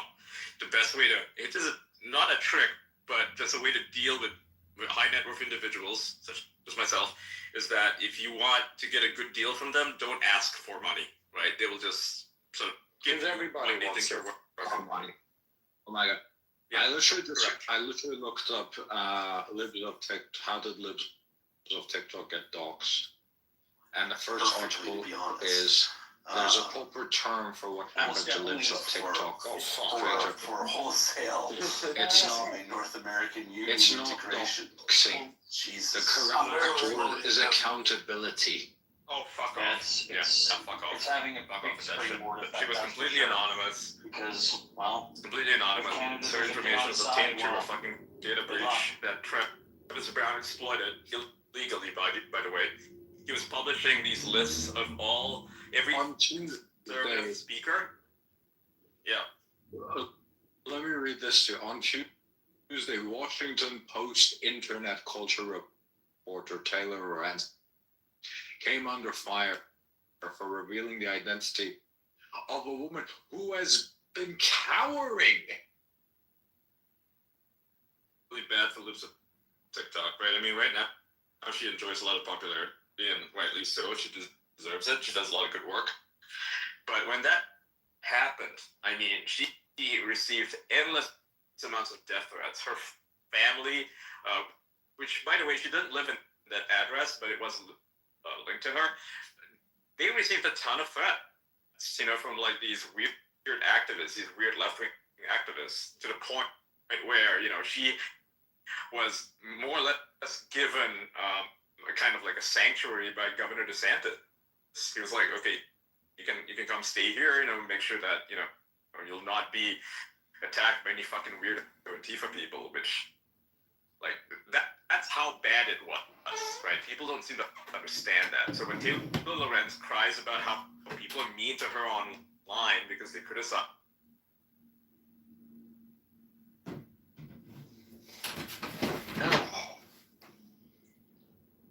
it's just interesting how they turn it, like they're like, we're victims, we're being bullied on the internet by mean tweets, but meanwhile they're actually sending death threats to people.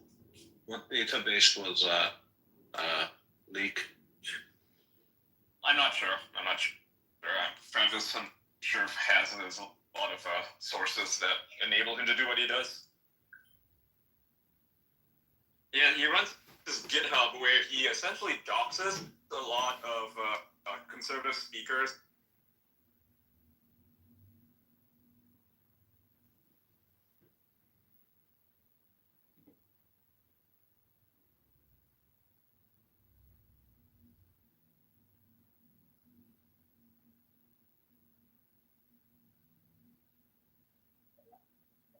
It means, holding rapists and the politicians that enable rape, accountable for their actions. Yeah, I guess if that's fascism, then what? Fascism is pretty cool.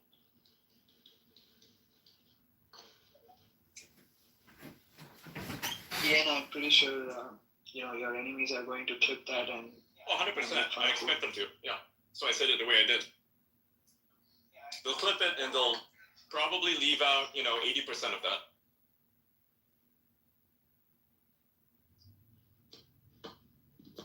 Because like everything else, they don't have any real arguments. They have no means to counter what you're saying, which is the truth. They do not have a weapon against the truth. And so they have to manufacture a lie against you in order to counter you. Rather to take you down. I want to make a post just for the funsies. What do you guys think about this? Reading the ingredients list of some products and then looking up their side effects is insane. To me, it feels like as if you'd be reading about a made-up compound called Yellow 5 that makes mice transparent. Nice. I don't know. What do you think? Is this banger? Yeah, go for it. It's a good one, yeah. It is insane what they put in American food stuff.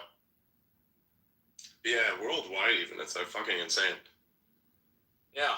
And then seed oils and everything, hydrogenated fucking seed oils. That shit should literally be made illegal. Should be banned, yeah. Like, I'm not for big enforcement of anything, as I'm sure you know. 8% of all these weird food colorings, flavorings, and preservatives should be made illegal. Like, it should not exist. Like, erased from time itself. Yeah. The fact that coloring even exists is something that, you know, is for marketing purposes only.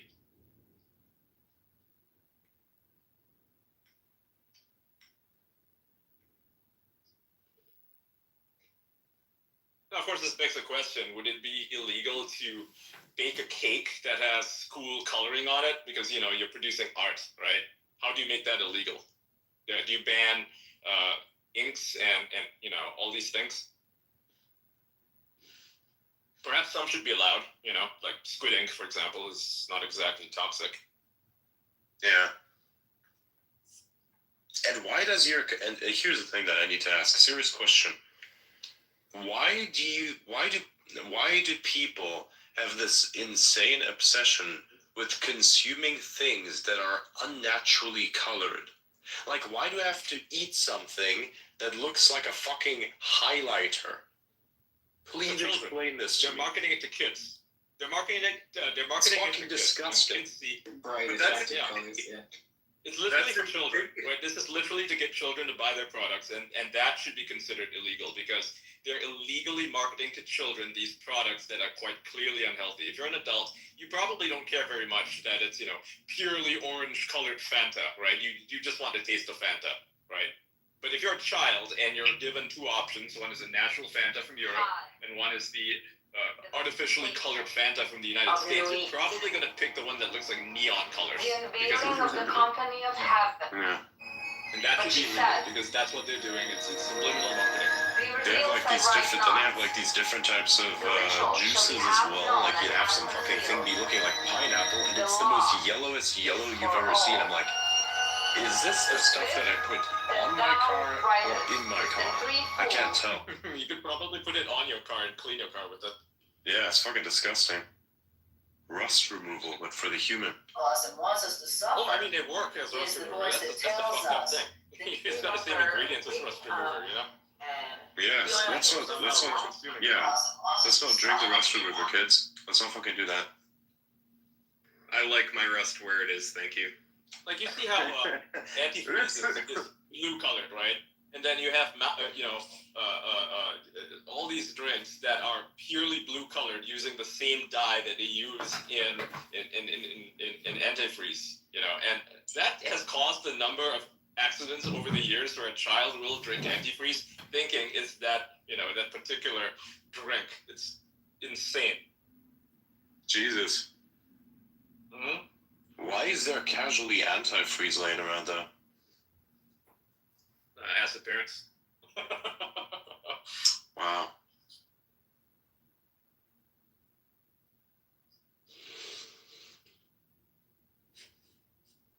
Right, so it looks like the biggest way they found her identity was because she used a .us domain name.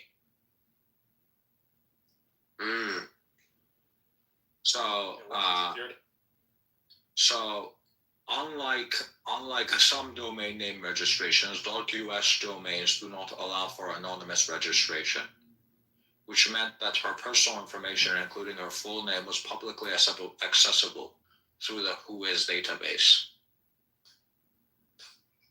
This information was crucial. TikTok, though, right? This was like a previous website. It was libs of TikTok.us.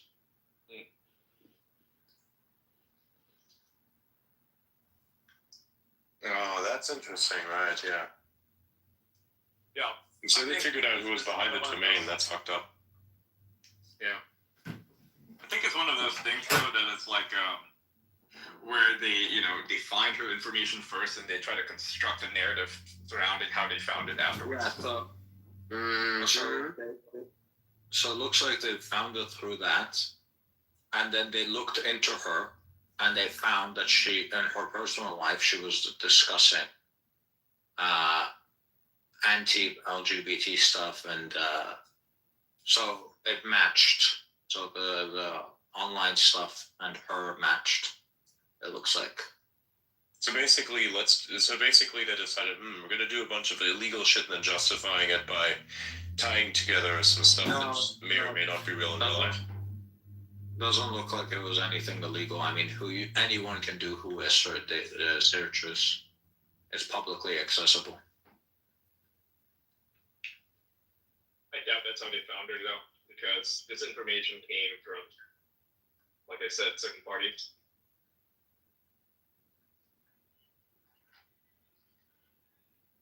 It's fairly easy to build a narrative after you have the facts that are legally obtained. Fairly easy because you can find this information by doing searches and such.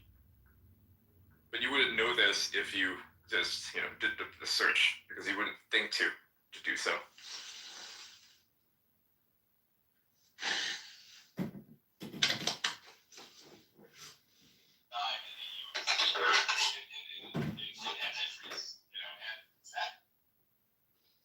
Either way, that's a pretty big problem with her name being found on the. No.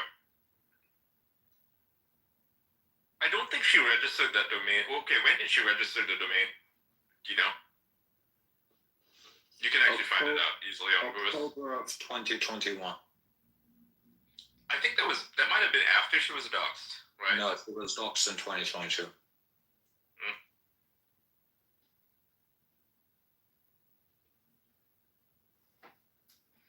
Okay, so this is regarding like buying domains from the right provider. So I would say try not to go with the mainstream domain registrars.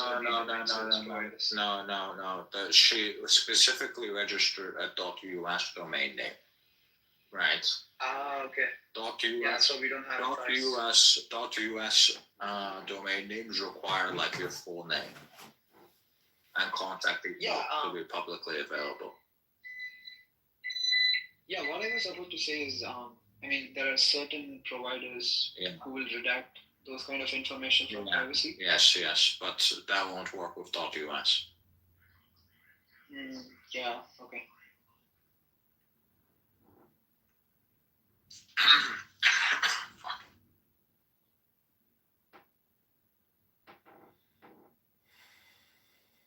Oh yeah, by the way, Jensen Wong is speaking now. Nice. For some you want to have him on the speaker, or I can. Yeah, let's do it. Okay, sure. One sec.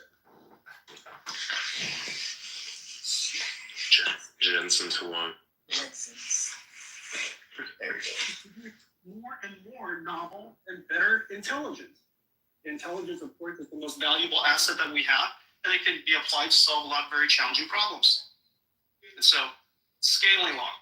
It's driving enormous demand for NVIDIA computing. It's driving an enormous demand for this incredible chip we call Blackwell. Let's take a look at Blackwell. Well, Blackwell is in full production.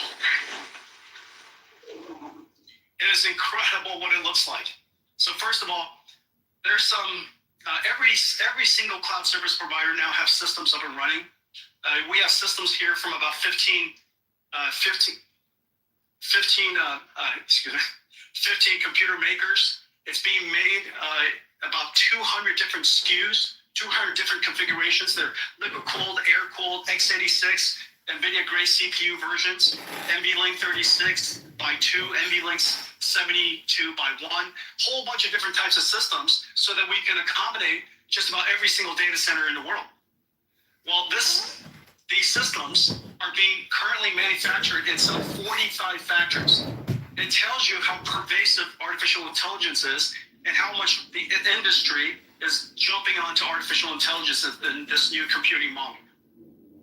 Well, the reason why we're driving it so hard is because we need a lot more computation. And it's very clear that Janine?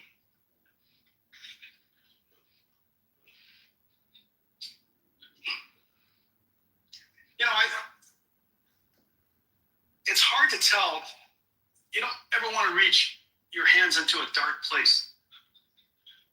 Hang on a second, is this a good idea? All right.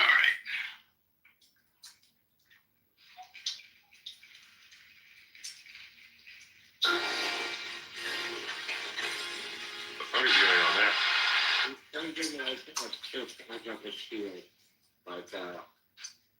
Wait for it.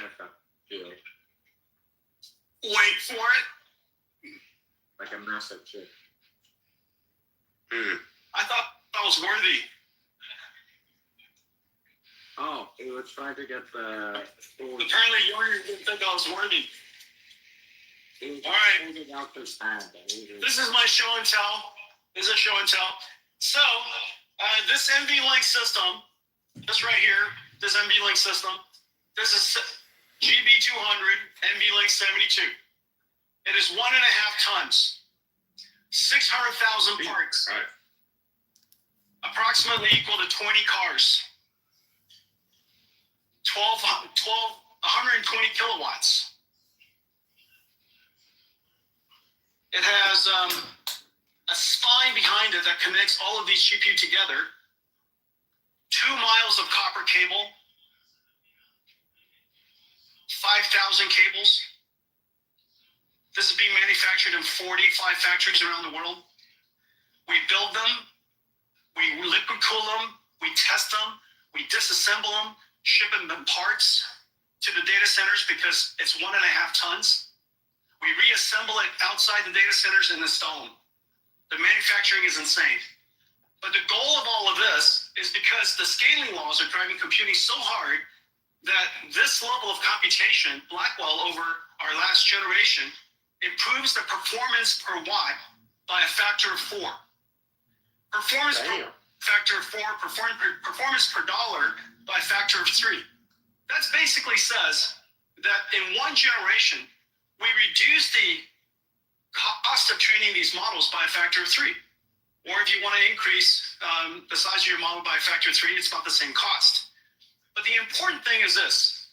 These are generating tokens that are being used by all of us when we use ChatGPT or when we use Gemini and use our phones in the future. Just all of these applications are going to be consuming these AI tokens. And these AI tokens are being generated by these systems. And every single data center is limited by power. And so if the per watt of Blackwell is 4 times our last generation, then the revenue that can be generated, the amount of business that can be generated in the data center is increased by a factor of 4. And so these AI factory systems really are factories today. Now the goal of all of this is so that we can create one giant chip. The amount of computation we need is really quite incredible. And this is basically one giant chip. If we would have had to build a chip, here we go. Sorry, guys. You see that? That's cool. Look at that, disco lights in here. If we had to build this as one chip, obviously this would be the size of the wafer, but this doesn't include the impact of yield. It would have to be probably 3 or 4 times the size. But what we basically have here is 72 Blackwell GPUs or 144 dies. This one chip here is 1.4 exaflops. The world's largest supercomputer, fastest supercomputer, only recently, this entire room supercomputer only recently achieved an exaflop plus. This is 1.4 exaflops of AI floating point performance. It has 14 terabytes of memory, but here's the amazing thing. The memory bandwidth is 1.2 petabytes per second. That's basically the entire internet traffic that's happening right now. The entire world's internet traffic is being processed across these chips, okay? And we have 130 trillion transistors in total, 2,592 CPU cores, whole bunch of networking. And so these, I wish I could do this. I don't think I will. So these are the Blackwells. These are our ConnectX networking chips.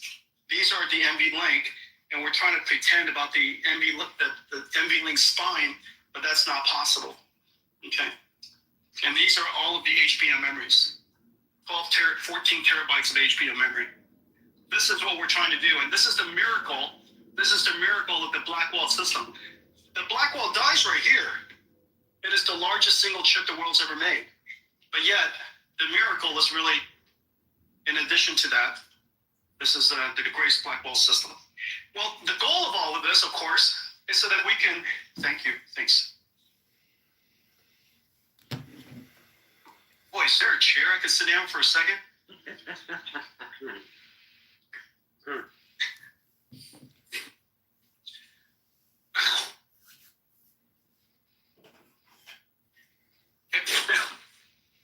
Can I have a Michelob Ultra?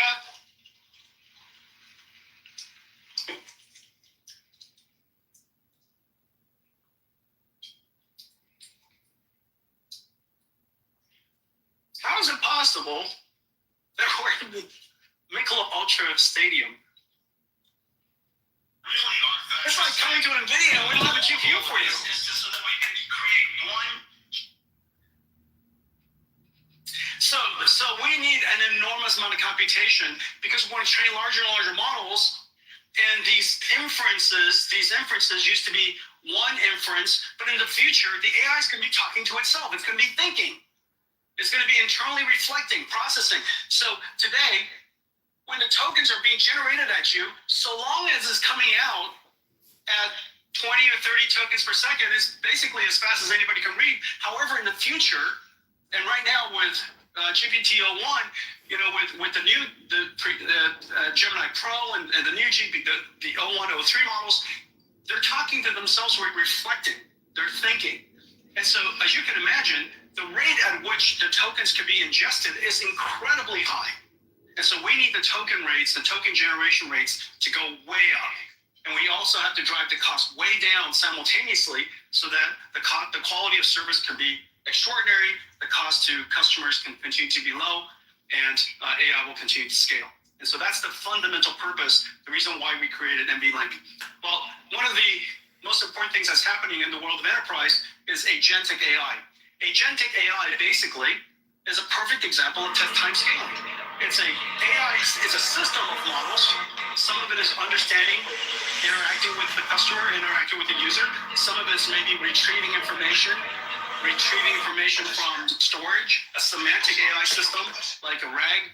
Maybe it's going on to the internet. Maybe it's studying a PDF file. And so it might be using tools. It might be using a calculator. And it might be using a generative AI to generate charts and such. And it's taking the problem you gave it, breaking it down step by step, and it's iterating through all these different models. Well, in order to respond to a customer in the future, in order for AI to respond, it used to be ask a question, answer starts spewing out. In the future, you ask a question, a whole bunch of models are going to be working in the background. And so that's time scaling. The amount of computation used for inferencing is going to go through the roof. It's going to go through the roof because we want better and better answers. Well, to help the industry build agentic AI, our go-to-market is not direct to enterprise customers. Our go-to-market is we work with software developers in the IT ecosystem to integrate our technology to make possible new capabilities, just like we did with CUDA libraries. We now want to do that with AI libraries. And just as the computing model of the past has APIs that are doing computer graphics or doing linear algebra or doing fluid dynamics, in the future, on top of those acceleration libraries, CUDA acceleration libraries, we'll have AI libraries. We've created three things for helping the ecosystem build agentic AI.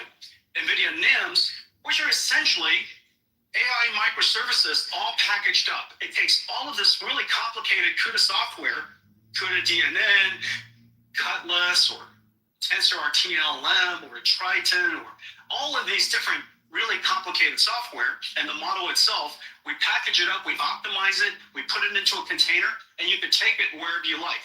And so we have models for vision, for understanding languages, for speech, for animation, for digital biology, and we have some new exciting models coming for physical AI. And these AI models run in every single cloud because NVIDIA's GPUs are now available in every single cloud. It's available in every single OEM. So you could literally take these models, integrate it into your software packages, create AI agents that run on Cadence, or they might be ServiceNow agents, or they might be SAP agents, and they could deploy it to their customers and run it wherever the customers want to run the software. The next layer is what we call NVIDIA NeMo.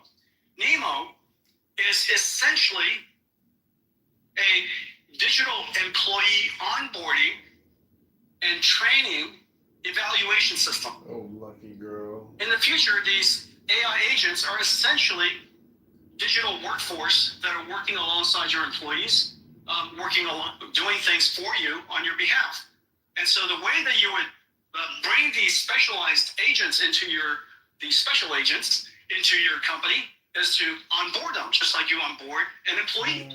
And so we have different libraries that helps these AI agents be trained for the type of language in your company. Maybe the vocabulary is unique to your company. The business process is different. The way you work is different. So you would give them examples of what the work product should look like, and they would try to generate it, and you would give it feedback, and then you would evaluate them, so on and so forth. And so that, and you would guardrail them. You say, these are the things that you're not allowed to do. These are the things you're not allowed to say. And we even give them access to certain information. Okay, so that entire pipeline, digital employee pipeline, is called NeMo. In a lot of ways, the IT department of every company is going to be the HR department of AI agents in the future. Today, they manage and maintain a bunch of software from the IT industry. In the future, they'll maintain, nurture, onboard, and improve a whole bunch of digital agents and provision them to the companies to use. Okay, and so your IT department is going to become kind of like AI agent HR. And on top of that, we provide a whole bunch of blueprints that our ecosystem could take advantage of. All of this is completely open source, and so you could take it and modify the blueprints. We have blueprints for all kinds of different types of agents. Well, today we're also announcing that we're doing something that's really cool and I think really clever. We're announcing a whole family of models that are based off of Llama, the NVIDIA Llama Nemotron language foundation models. Llama 3.1 is a complete phenomenon.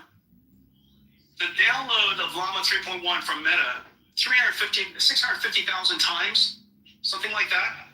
It has been derived and turned into other models, about 60,000 other different models. It is singularly the reason why just about every single enterprise and every single industry has been activated to start working on AI. Well, the thing that we did was we realized that the Llama models really could be better fine-tuned for enterprise use. And so we fine-tune them using our expertise and our capabilities, and we turn them into the Llama Nemotron suite of open models. There's small ones that interact in very, very fast response time, extremely small.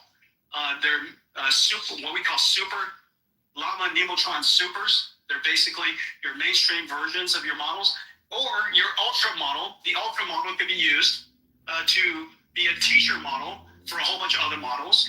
It could be a reward model, evaluator, a judge for other models to create answers and decide whether it's a good answer or not. Basically give feedback to other models. It could be distilled in a lot of different ways. Basically, a teacher model, a knowledge distillation model. Very large, very capable. And so all of this is now available online. Well, these models are incredible. It's a leaderboard for instruction, leaderboard for retrieval. So the different types of functionalities necessary that are used in AI agents around the world, these are going to be incredible models for you. We're also working with the ecosystem. All of our NVIDIA AI technologies are integrated into the IT industry. We have great partners and really great work being done at ServiceNow and at SAP, at Siemens for industrial AI. Cadence is doing great work. Synopsys is doing great work. I'm really proud of the work that we do with Perplexity. As you know, they revolutionized search. Yeah, really fantastic stuff. Codium, every software engineer in the world. This is going to be the next giant AI application. Next giant AI service period is software coding. 30 million software engineers around the world.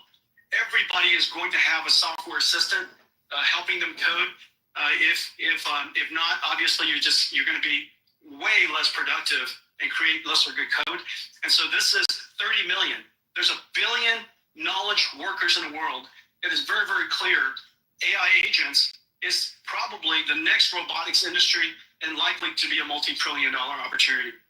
Well, let me show you some of the blueprints that we created and some of the work that we've done with our partners with these AI agents.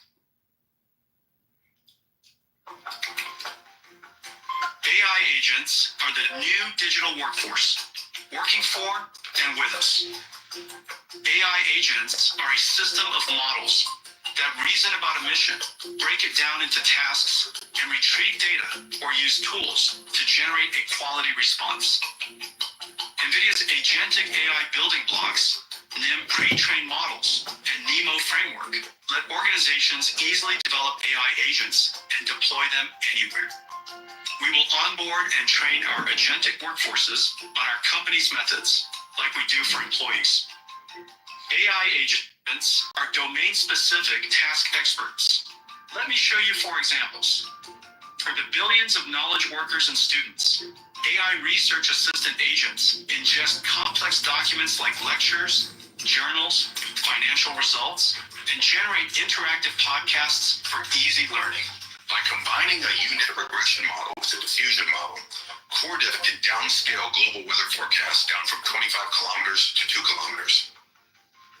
Developers, like at NVIDIA, manage software security AI agents that continuously scan software for vulnerabilities, alerting developers to what action is needed. Virtual lab AI agents help researchers design and screen billions of compounds to find promising drug candidates faster than ever.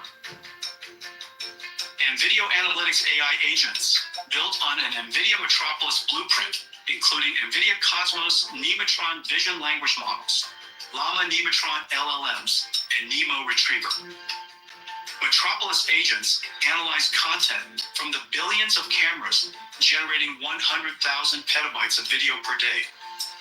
They enable interactive search, summarization, and automated reporting, and help monitor traffic flows, flagging congestion or danger. In industrial facilities, they monitor processes and generate recommendations or improvement. Metropolis agents centralize data from hundreds of cameras and can reroute workers or robots when incidents occur.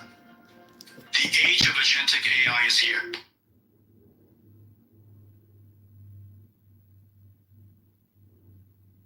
Did your thing break down? Frizz on my end too. Oh, whoops, I guess. The whole stream just went down on X. Well, we do now know what the pricing of the 50 series is going to be. For the gamers out there, the 5070 is going to be at $549. The 5070 Ti, that's going to be $749. The RTX 5080, that's going to be $999, and the RTX 5090, that's going to be $999. So yeah, we now know what the price is going to be. Oh, and they're bringing out an RTX 5070 laptop. The 5090 has 32 gigs of RAM on it. Holy shit! Holy fuck, man, it's crazy. Wait, what? Wait, hold on. The 5090 has how much RAM? 32 gigs. Wow. Yep. Okay. And 21,000 gigs. It's literally double the 5080. How much is the 5090? 1,000 something, you said? I mean, I'm pretty $1,999, basically $2,000. worth it.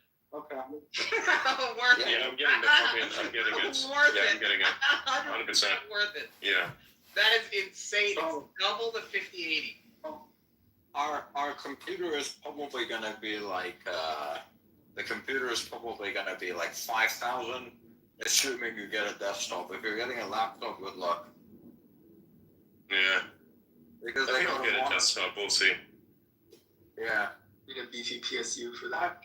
5,000 probably at least. So 5,000 at least for the fucking desktop, and then you got a mouse, you got a keyboard. I mean, a 5090 though is just, that's so goated. Yeah, plus you're not gonna need another one for like years. Exactly. So I'm thinking of like getting myself something like that, but like get the proper setup. Anything that can fit into a backpack is really what I'm after. Like it can fill up the whole backpack. That's what I mean. So volume wise.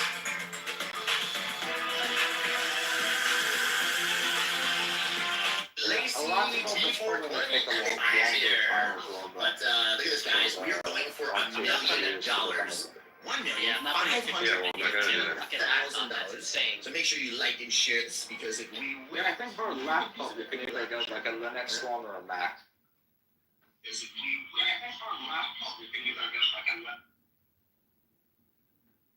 There's no point in getting anything else. That was such an amazing.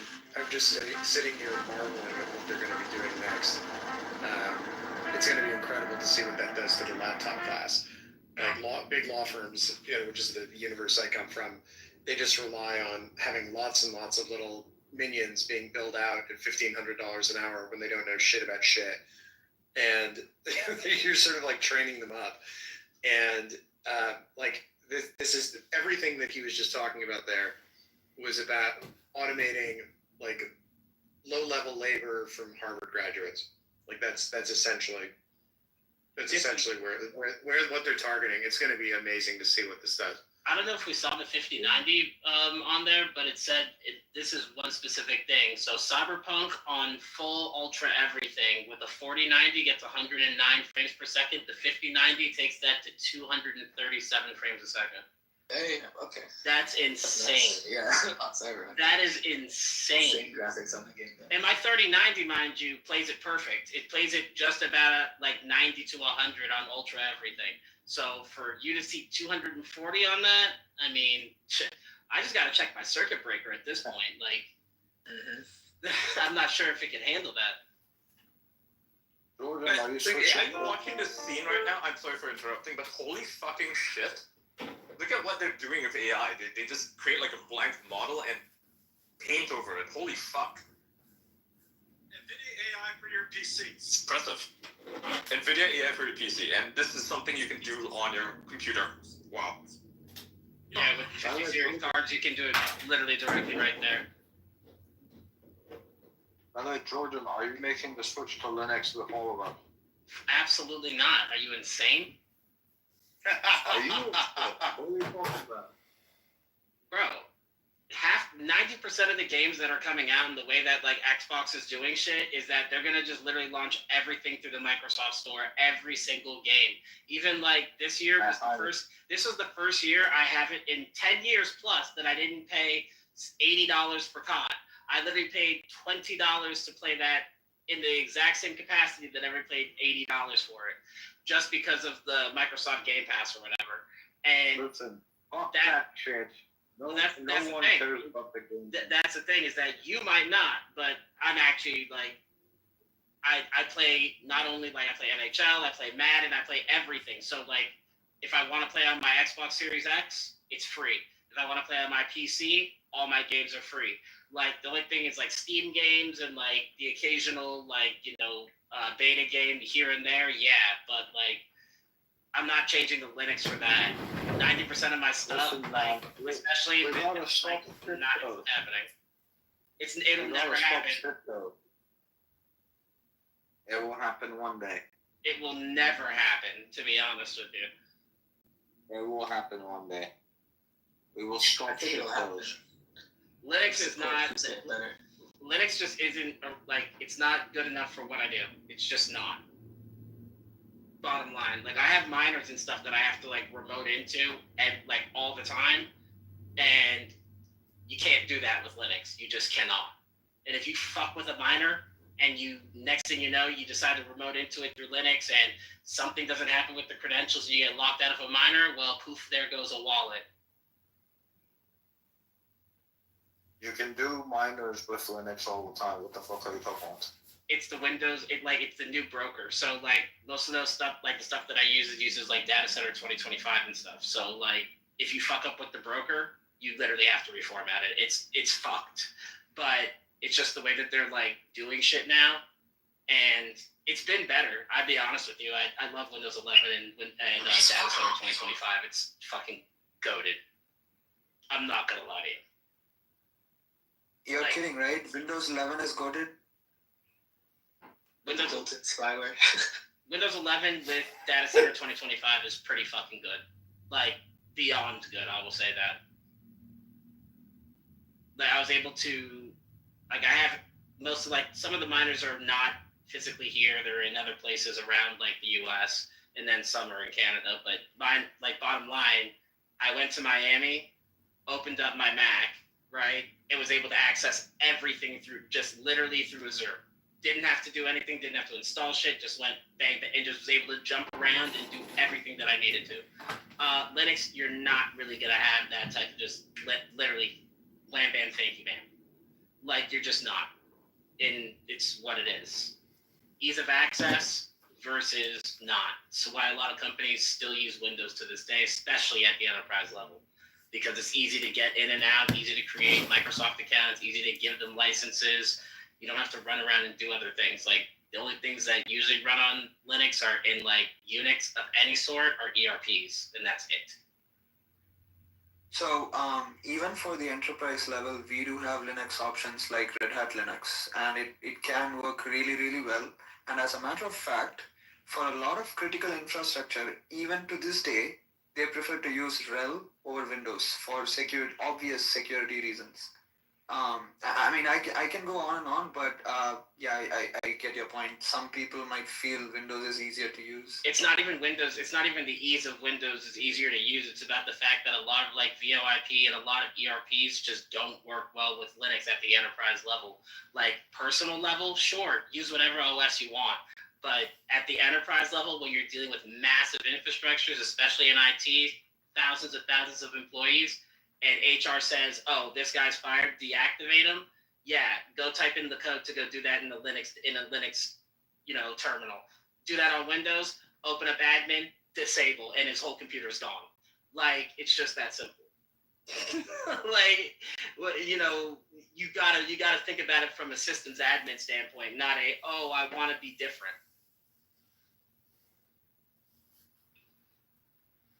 Any systems, and most systems admins, they have VMs or everything on multiple different OSs, right? But most of server stacks are based on Windows, like Windows Server 2016 to 2025, depending on what you're doing. But I'm personally using Data Center 2025 across everything, and it is flawless. The only thing that it has a hiccup with is the NVIDIA Quadros. It does not like 15 NVIDIA Quadros. It hates that shit.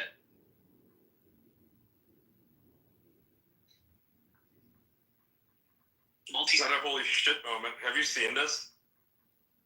My god, physical AI. Holy crap. Game changer. What is NVIDIA doing? My god, like everything they're doing is like years ahead, man. It's insane.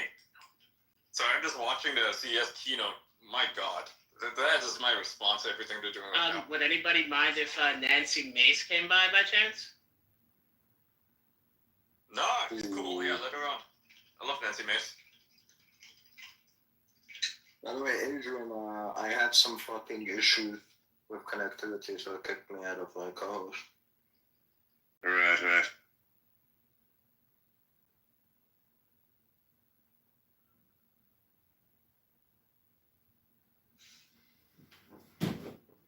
There you go.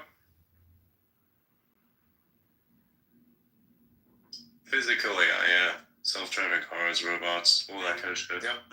And they're able to create simulations of that, right? So you'll have it's going to affect all of this video generation stuff. It's all tied into it, but you'll be able to have real world applications for it beyond just making cool videos. Companies would be able to create simulations of their products in this way. Very cool. Distill it.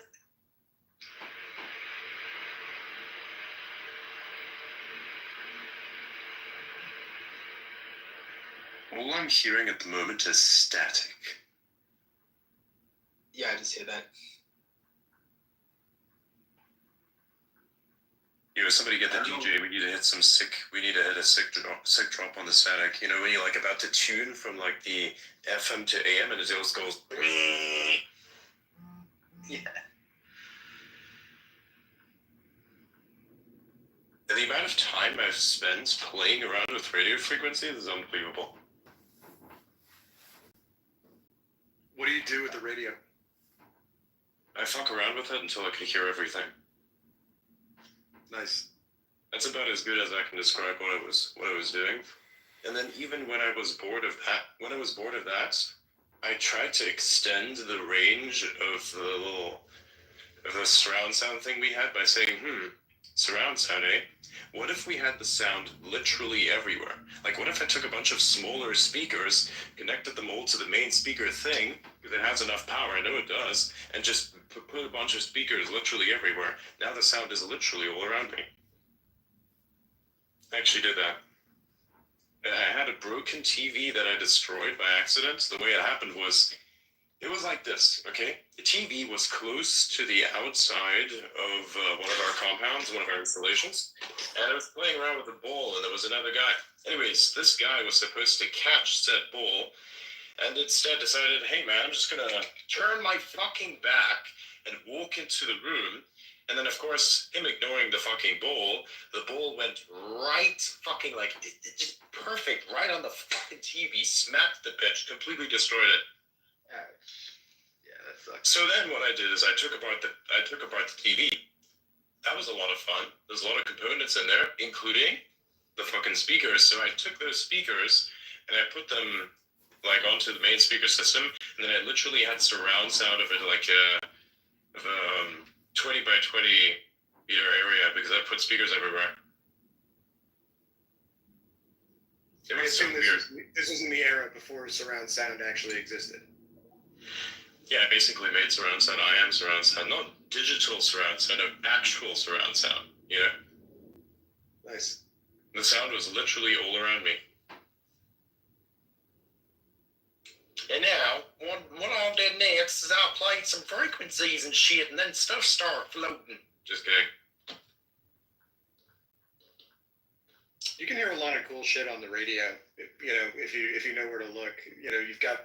I'm a big nerd about that kind of stuff, and like people pick up Russian like nuclear frequencies and like numbered channels, and they pick up Russian radar and things like that on the radio sets. It's like fascinating to think that all of this stuff is like going on all around us, and like most people have no idea it's even there. Yeah.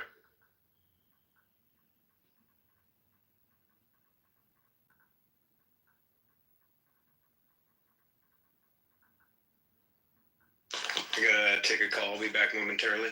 Gotcha. Just cooking my steak. Oh yeah, I gotta cook some steak also. I have a lot of stuff that I need to do.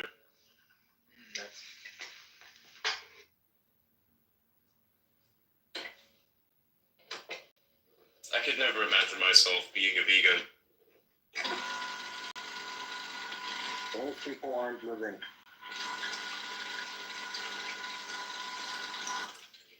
I just got tagged on a Grok conversation, and it says that NASA uses Linux. I mean, it's good to know. Sorry, that's my. I believe So who's getting 5090? Me. I mean, who's getting a 5090, guys? Like, I'm so excited.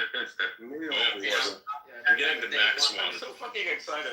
I'm gonna like save up a bunch of money for that. I already do. I have it, and I'm gonna get the best fucking computer possible because I want to be set for the next 5 years. Yes. I really just want to get a Founders Edition too. Like, I really do. How do you even get that? I need to know where to get it, man. Like, where the fuck do I get this damn thing? This is gonna be out of stock. I want to get it. I know, man. Dude, if you fucking find it, let me know, man. You guys are all let me know too. Like, Jesus, like, I'll be looking and you be looking. We'll all need to be scouring. And guys, if my DMs are pretty open, I don't respond a lot. But like, if you know where to get one of these, please let me know. I mean, I hate to say it, but I know where to get them. Alright. I think I have so many, bro. Of course I know how to Send use it to me, dude. Like send me the link or whatever. Like, I want to buy one. No, just tell me what you need, and I'll go buy it, and then you just pay me, and I'll ship it to you, and I'll give you tracking. Okay, yeah, I want a 5090. I want a 5090. So do we know when this shit is coming out? It said it's available January, so I would assume in 2 weeks. Okay. Before 3 weeks, yeah, we're already on the first week. Yeah. Okay, so I buy myself a 5090, then what? How do I put it into the computer? Like, what kind of stuff do I need? Okay. Hold on. I mean, to be honest with you, so I'm pretty sure the 5090 is going to use a different generation of PCI 16. So you're probably going to have to fully upgrade from whatever you want. Oh yeah, 100%. I don't have anything to like integrate into anything with. I need to get myself an entire new computer system. By default, it is Just wait for it to come out. Yeah, exactly. Just wait for it to come out, and then if you actually need me to build you a machine, I can build you the machine with the 5090 in it, and then ship you. Well, what I did last time, I did it for a streamer. I actually took the 3090 out, and I shipped it separately because the card's so fucking heavy. So I packed the computer, shipped both of them separately, and then when I flew to him, received the computer, and then built it right in front of him, put it in, and he was good to go and flew home the next day. Did it on stream with him too. It was actually pretty fun. Nice. That's awesome. Yeah, I don't usually do that, but I will do it for for you guys and like my friends and shit. Like, yeah, I'll build you a machine and I'll do it, but I don't do it like some of the the power GPU and like all those guys do it. Hell no. Like, if you want a machine, I'll build you a machine. I'm pretty far out. I'm not sure you could do it. If you'd seen my house, you'd say something different. Alright, bet I'll take you up on that. Okay. I mean, if you want to fly up to Dubai, I'm not going to stop you, No, I mean, like, I'd ship it to you overnight, and then as soon as I see it start crossing the Atlantic, I get on a plane and meet the package there. Then build it for you, go there, and then fly home the next day. Like, that's the smartest way to do it. That way, it's like, there's no way that anything could go wrong, and if anything is wrong, I can fix it literally right as soon as it's there. Like, I'll take you up on it, man. Yeah, I'll take you up on it. Good stuff. Not to mention, I need a vacation too, so. That's a fantastic time this time of year, I mean, it's not cold. Well, it is kind of chilly, but it's not like, cold, so. What, 103 Fahrenheit? No. It's like 50 right now, yeah. I mean, that's better than what it is here. I think it's -2. Yeah, yep. Jesus Christ. Right now I'm sitting outside, it's like 12 degrees Celsius. I don't know what that is in Fahrenheit. I don't use American. Yeah, no, it's been nice. Jacket weather.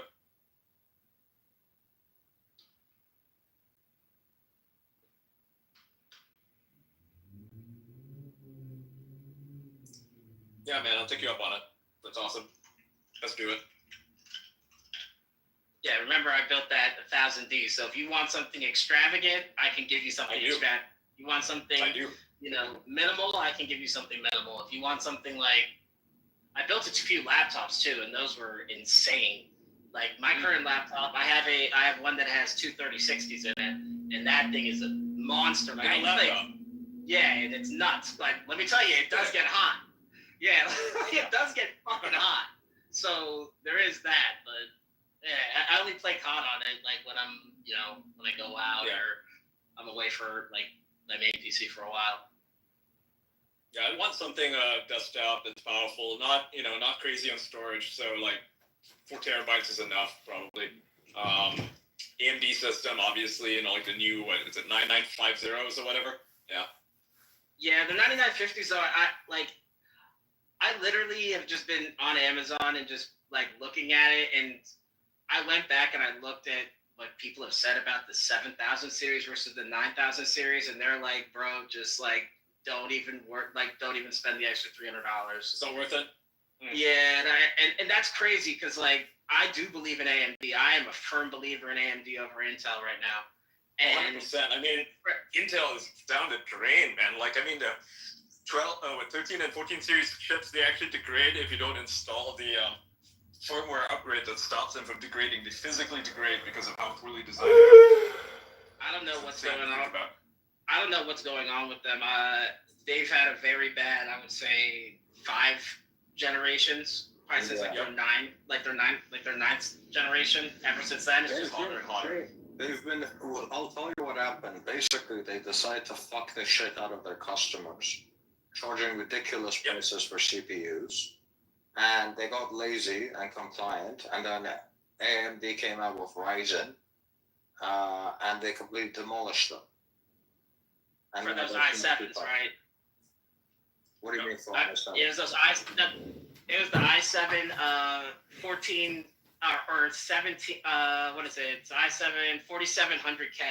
Like that year between the 4700Ks and the 7700Ks, their Coffee Lakes and like their Ivy Lakes. Those chips. They like people paid so much money for them because they were the best gaming CPUs out there, and people were paying $500-$600. And then as soon as that Ryzen 3 came out, it just like completely changed the game. Yes. Everybody's like, whoa, what the fuck? Like, exactly. $99 for this? Okay, fuck it, we're changing. And then I don't know, AMD just stormed the market. Even till to this day, I still think that AMD chips are way cheaper. Like I think overall, like even a 9000 series chip, literally the highest one you could possibly buy, is cheaper than an i9, highest you could buy. I'm almost positive. Even by $10, it's cheap. But if you get that, like Adrian, like an AM5 chip with like 128 gigs of RAM with the 5090, you might spend like maybe $3,000 on the entire machine. Depends on what you get with the case and power supply, etc. But that should last you minimum 5 years. If it doesn't last you 5 years, I would be surprised. Yeah. Because my 3090s lasted me still. Like I think that's still going to be a viable card for years to come. I need to do that plus get a better screen as well. I'll just like full upgrade. Invest in the 49 ultra wides, man. People talk shit about them, but I have 249 ultra wides. Best thing I ever did in my life, bro. It's your productivity goes up. Do you put them like side by side or on top of each other? I have two 49s that are stacked on top of each other, so it's like 49 in front of me, like directly in front of me, and 49 on top, and then I have two 30 ultra wides on the right side of those. So I game on like a 360 hertz, 30 ultra wide, and then like if I want to play like CS or something, I can play on the 49 like right down the middle. That's 244 hertz. So it doesn't really matter, and they're all 6K. Like, can you send me a picture of what it looks like? You want to see a picture of what my setup looks like? Yeah, sure. Yeah. Don't tweet it out. I won't. Don't worry. Actually, send it to me. Also, I want to see. I have to 0.5 the. I have to 0.5 it, but here I'll show you. I don't also, ever. One thing. So whatever your setup you'd recommend, because you're kind of like doing a lot of gaming, I'd need that, because that's what I'm going to be doing. I'll show you. Well, I guess you can see this because you won't see my case in it, but I mean, I guess you can. If you want to see the case, you can ask for that too. I'll show you that. Here you go, Ian. Send it to me too. I'm just curious. Wait, who are you sending it to? I'm sending it to everybody. It's going to Twitter DMs. Okay. This is gonna take a second to send. I'm sending so many of them.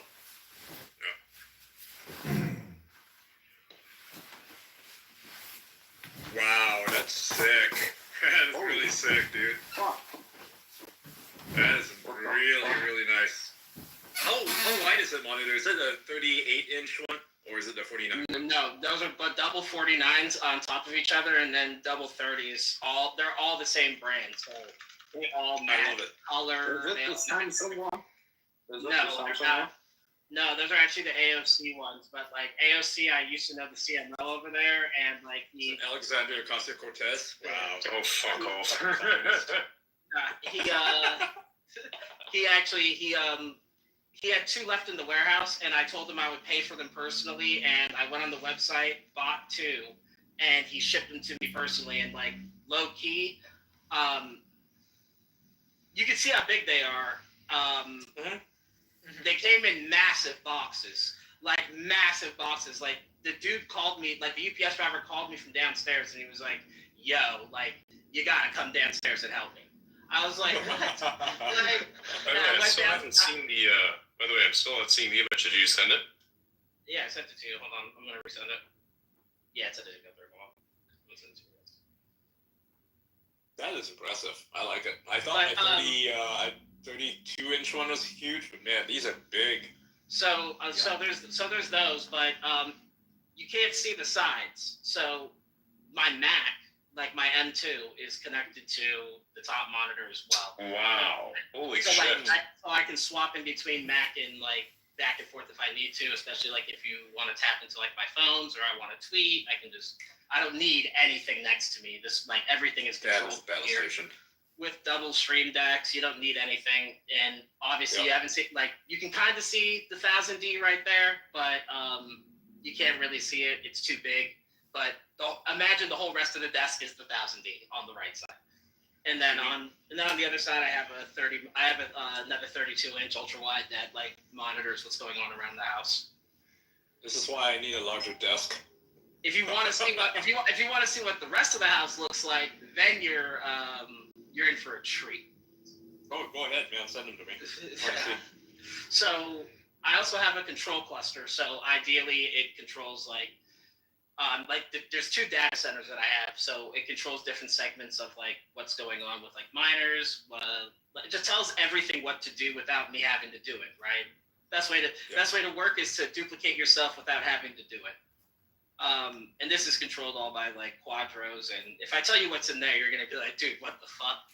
But it's like 50 terabytes of storage, double P4000s, quadros, 64 gigs of RAM, and Ryzen 9 is what controls that. Like both these data centers, there's no difference between them besides just. Bro, are you trying to become your own internet? What the fuck? He is the internet. But you have to remember, I also have like various different companies, websites, all of that. It's all ran through here. I don't have to go out and buy cloud hosting. I can do it internally.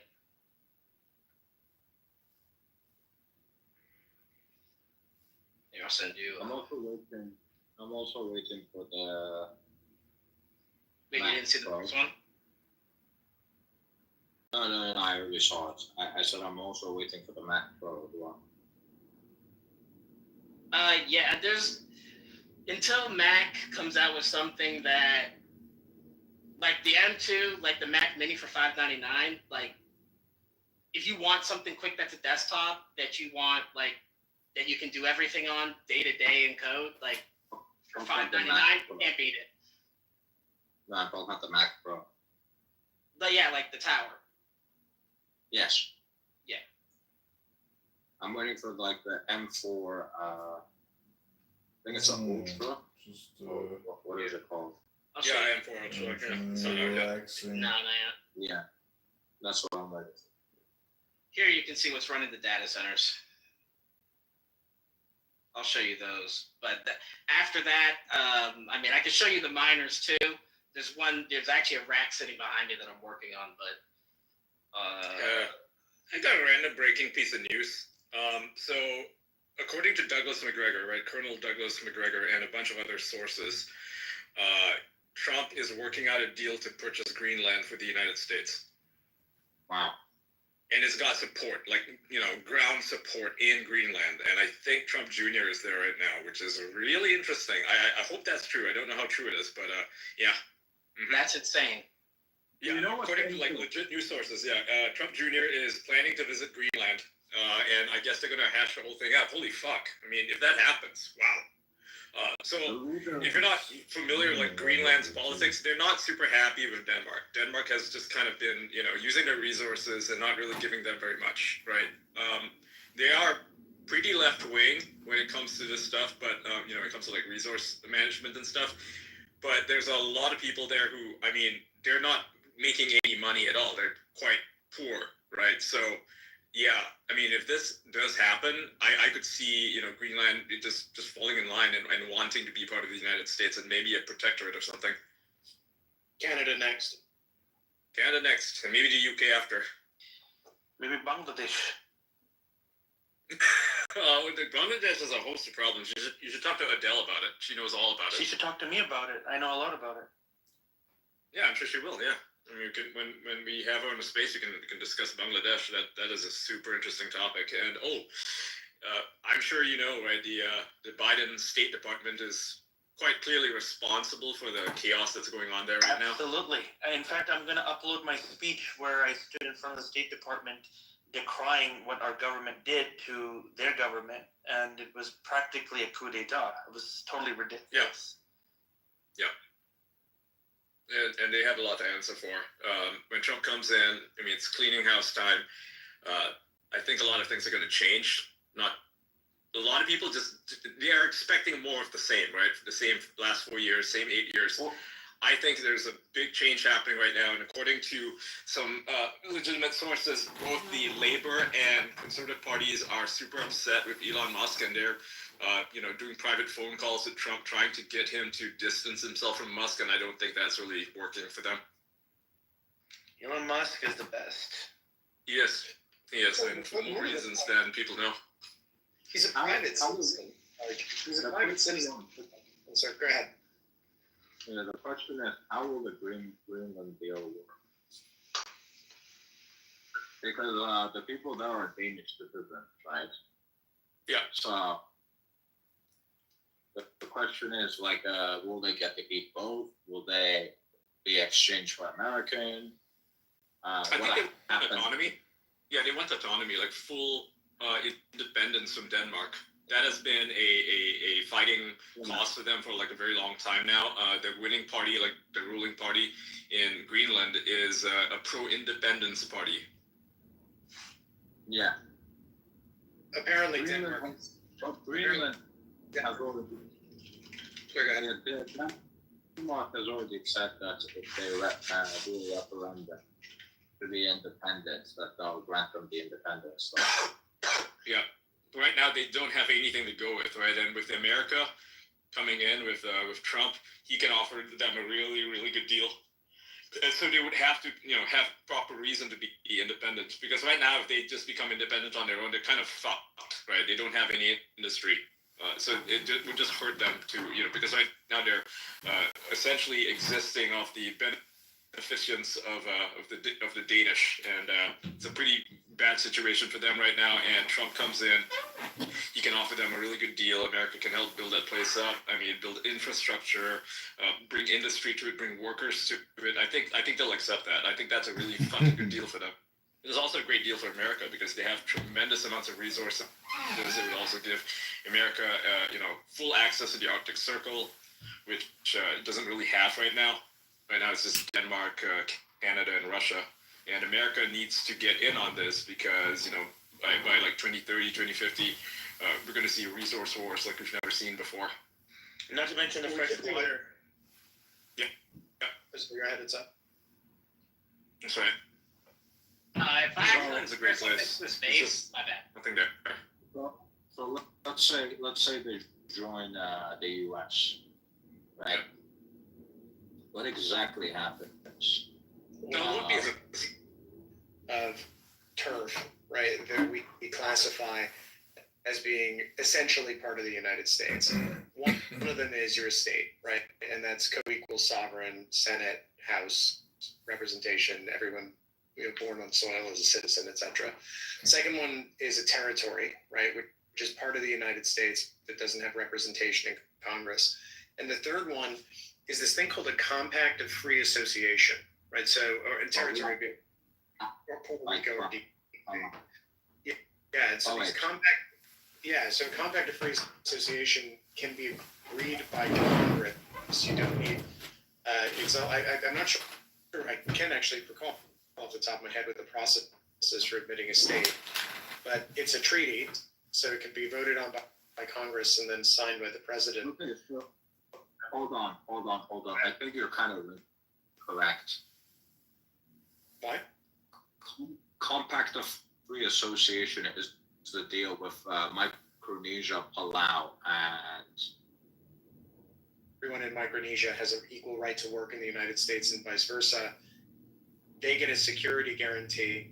However, right, it can be time limited, and the island retains its sovereignty, right? So ultimately, they can decide at any time that they want to leave, and it's just a question of severing the treaty. So Greenland could conceivably enter into a CFA with the United States if it were independent. It would benefit from security guarantees, and there would be various economic things baked into it, which would make it essentially like part of the United States for economic purposes, defense purposes. So I think you kind of missed something, because Puerto Rico and Guam, for example, are very, very different things. Yeah, so the territories, Some of them are the U.S. nationals, but they're not U.S. citizens, whereas with the... No, they're U.S. citizens. They just don't have representation in Congress. No, Puerto Rico. That's for Puerto Rico. Yeah, I know they're all U.S. citizens. They don't have some of representation at all. some of them are only U.S. nationals, and they're not U.S. citizens. Yep, that's correct. U.S. nationals are not U.S. citizens. There's a difference. I don't think they can really vote in the federal elections now. I think Guam.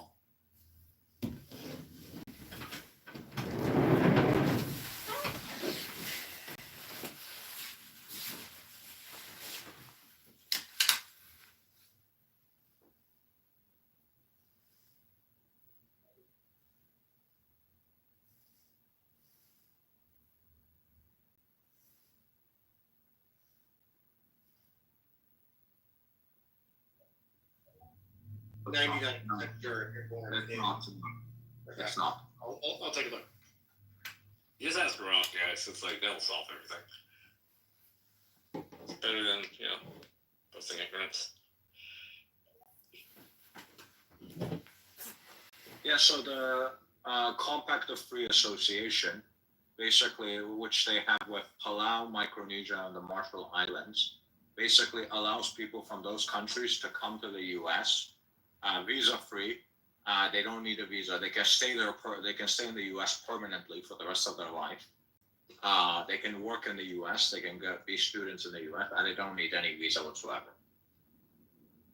Yeah, according to Grok, nationals are individuals who owe allegiance to the U.S. but are not citizens. They have a unique status. They cannot vote in federal elections or hold any, certain public offices. Not all, but certain.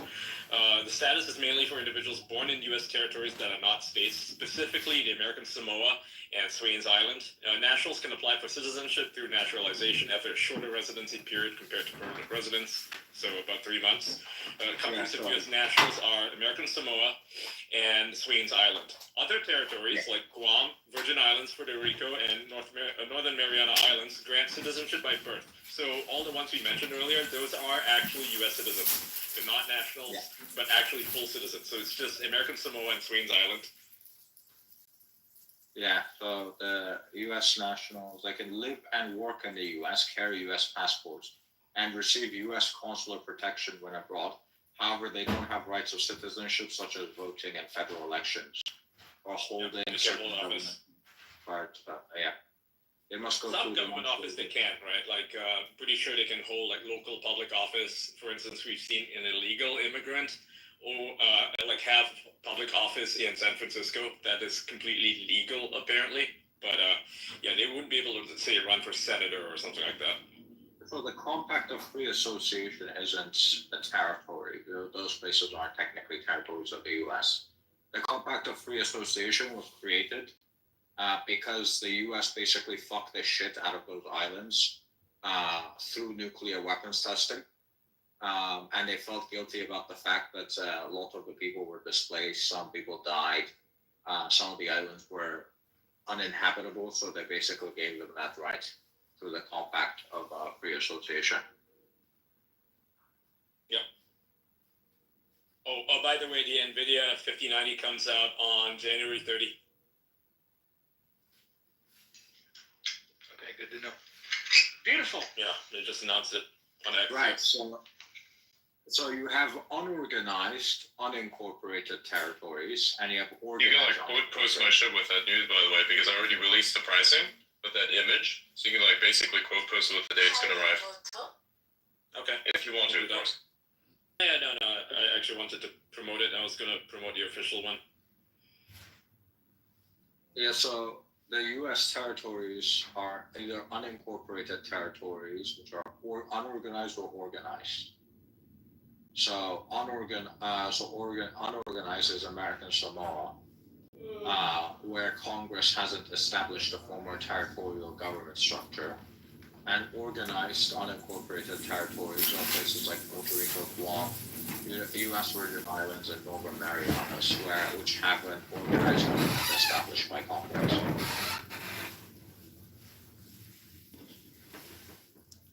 I just don't see Greenland going for that if what they're after is independence. I don't see it becoming a territory. There's no way Greenland can actually be financially independent, considering how much subsidies they take from Denmark. I mean, no one's going to be able to fund them. I mean, they're going to have to be realistic. I just don't see. I mean, it's not, the land is not exactly hospitable. It's the vegetables, the vegetation is scarce.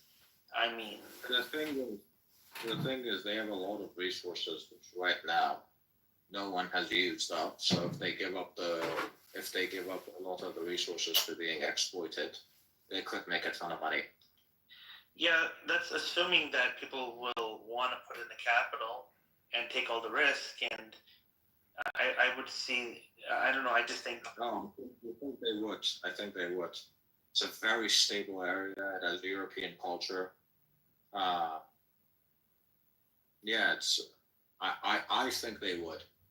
Yeah, not 100% sure it's European culture. There's a lot of Aboriginals over there. I could see definitely China going for a whole resource grab and going very aggressive. But they still want something in return. Maybe military base, maybe surveillance stations, maybe research facilities, guaranteed rights. I don't think so. Because I think any country would be jumping at the opportunity to go and exploit the resources of Greenland. I mean, nothing precludes them from doing it now. Well, no, it does. The Danish government puts a lot of restrictions for environmental reasons if they want the subsidy. That's true, but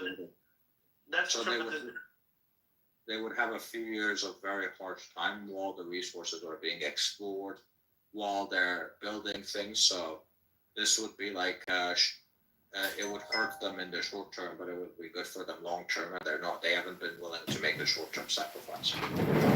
Yeah, so that's true, but the Danes have been complaining about all the subsidies they keep giving to Greenland. I would imagine that at some point they would have wanted to get some outside private capital to take care of all this, subsidies. Very, very odd.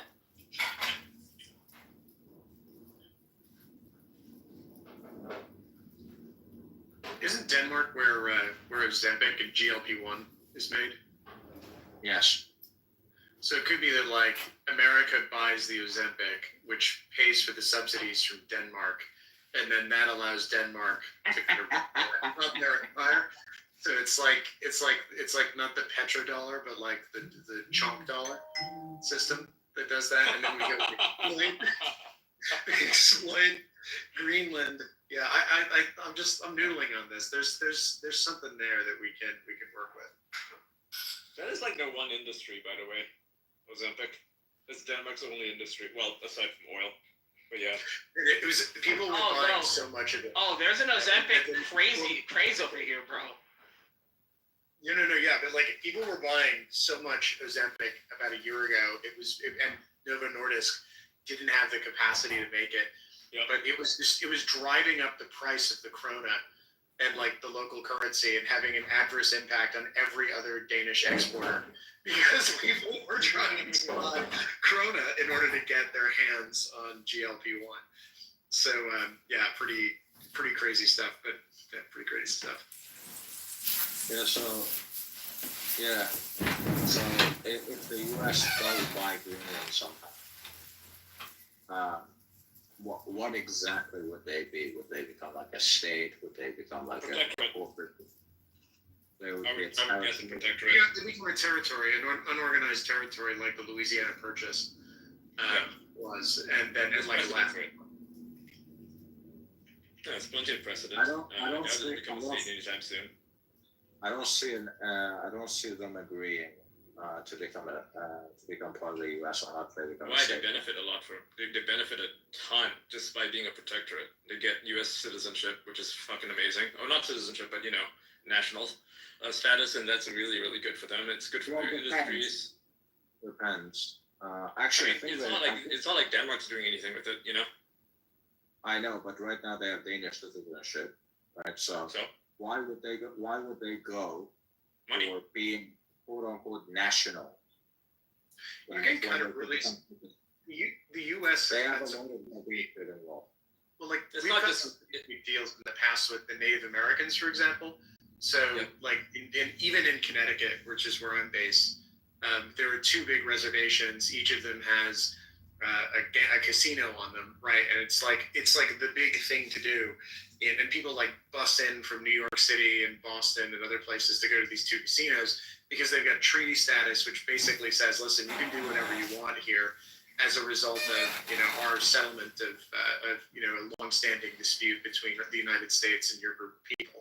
So like I think you hear some of the Greenlanders talking about it. Like I think if they got independence from Denmark, they'd be really reticent to give that up.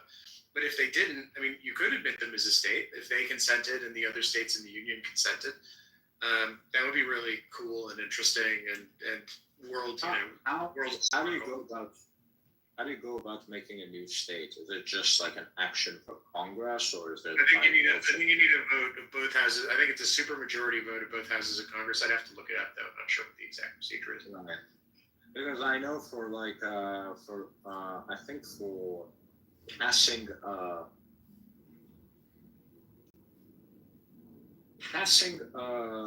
what do you call it?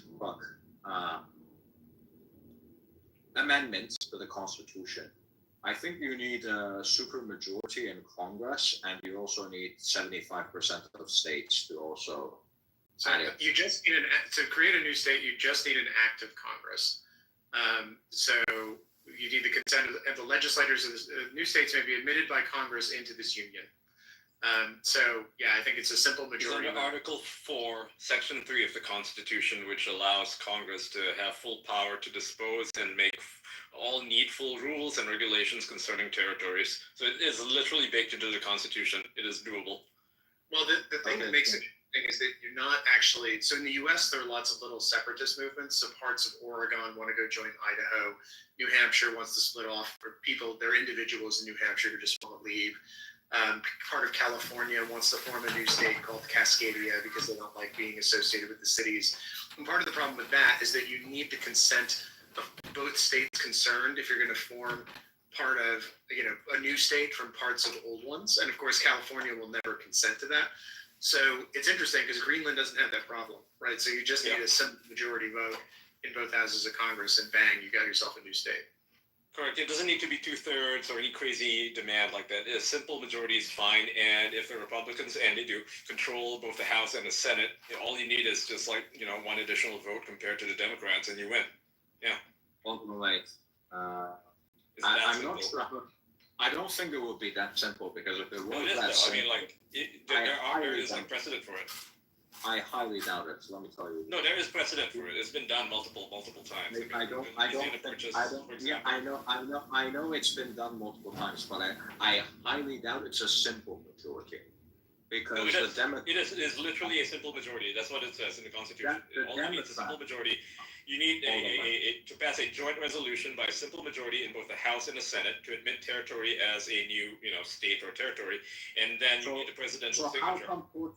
How come Puerto Rico has never become a state? Because the Democrats Republicans don't want them to become a state. Because the reason why they are not being admitted as a state is so I know a lot about this. If you make Puerto Rico a state, it's going to be Democrats. Which is why the Republicans will never admit it as a state. Exactly, but the point is the Democrats there are times where Democrats have both a majority in the Senate and the House. They never push for it, though. They never push for it. I highly doubt they're that retarded. No, they don't want to push for it for a very simple reason that they won't make DC a state either because they realize it's going to backfire in the elections, right? If you create more Democrats and give more Senate representation and House representation to Democrats, the Republicans will come out in force, like to a point where, people realize, oh shit, the Democrats are completely taking over the government, which is what we actually saw in the past election, and you'll have a landslide Republican victory. There's a reason why it's kind of suicidal for the Democrats to actually do something like this, unless they have like such an overwhelming majority of seats in both the House and the Senate. This is like that will never happen. It's the same reason why they've never tried to pack the courts. You may have idiots like AOC saying we need to pack the courts openly, and that is super, super, super toxic to a lot of primary races. Like they just simply get kicked out if there is like an actual push for that. No one will accept it. That's the reason why Democrats have never really tried to do that. Like you wouldn't have Nancy Pelosi pushing it. There are a lot of people in Puerto Rico who don't want it. I mean, that's I was going to say, although Congress has the power, there is a process that typically requires might not be the right word, and this is not the kind of law I practice, so I'm not claiming to be an expert here, but there's a petition that happens prior to admission to the union, and there's usually a referendum that initiates the petition. So like the timing of the referendum and political control of the federal government is kind of relevant. Yeah.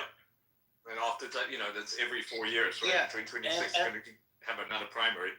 Just to concur with, I believe, Ian, yeah, the people of Puerto Rico have never desired statehood as a majority of the polled population. Only the Democrats want it, yeah. So hold on. So I just looked it up, right? So with the filibuster, the reason Puerto Rico hasn't been made a state is because of the filibuster. Even though it is a simple majority, you still need to bypass the filibuster in the Senate. Yeah, but the point is, though, that people of Puerto Rico do not. They'd have to hold a referendum in Puerto Rico, and there's no guarantee it would actually pass. So if there were to be, hold on, most of Puerto Rico wants to be a state. I think they may have even voted on it recently, but they couldn't get it through Congress. Yeah, I recall there was those referendums that don't have the requisite turnout for it to be heard. Yeah, because whenever they have a vote, whenever they have a turnout, they already know that the U.S. Congress isn't going to approve. nothing to do with that. I don't care. So like I said, the other guy said that timing matters, right? So if there were to be like a Democratic push from the Democrats to for any, for new statehood, it would have to be perfectly timed, and that's not something they can really figure out, because what if they don't get the votes? Then if at that, in the event that falls, so the whole thing fails, they are facing a lot of anger from Republican voters, even people who don't normally come out and vote, because it's something that Republican politicians can campaign on. They'll be like, look, they just tried to steal the democracy, the republic, by staging this thing where they want to make DC the 51st state. That's gonna just go to Pornhub and watch some hot porn instead of thinking about two fat dad bods. Look, making DC a state also has constitutional issues as well. That's not like there's more to it than just. We just talked to. Because if you put BC under a state, what would happen is that it would fall under the laws of that state instead of falling under the laws of Congress. I was saying he gets my live streams cut because he's an F-word N-word that uses the N-word constantly, repetitively, all the time. He's fucking sick in the head, F-word N-word. that, but for Puerto Rico, it looks like it's big. And then Issa's like, but he's so intelligent. He's so smart. You don't know he's trolling. He's trolling you. He's a very smart guy. I was telling you he's still trolling you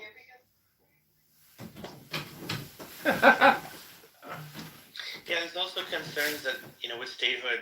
If we can get Nancy Mace up if she's in the audience. Is she in the audience yet? She would be able to answer it. She would know, given that she's a member of Congress. Let me take a Let's see look. in the quest. Oh, look in the audience. Yeah, we're like spitballing here. Yeah, so. Yeah, so Greenland. Just about everybody might be able to fuck that person. Yeah, for Greenland, will it, like, if Greenland wants it, will they become a state or not? Do you think the U.S. would take that risk? Because if they make them a state, if they make Greenland a state, then I think a lot of blue-collar people are going to move to it. For those jobs, mining jobs.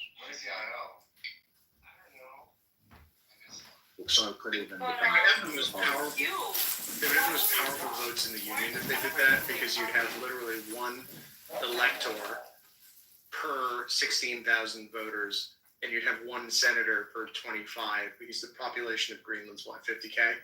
So literally, they would be the most powerful. Yeah, they would have three representatives in the electoral college as well.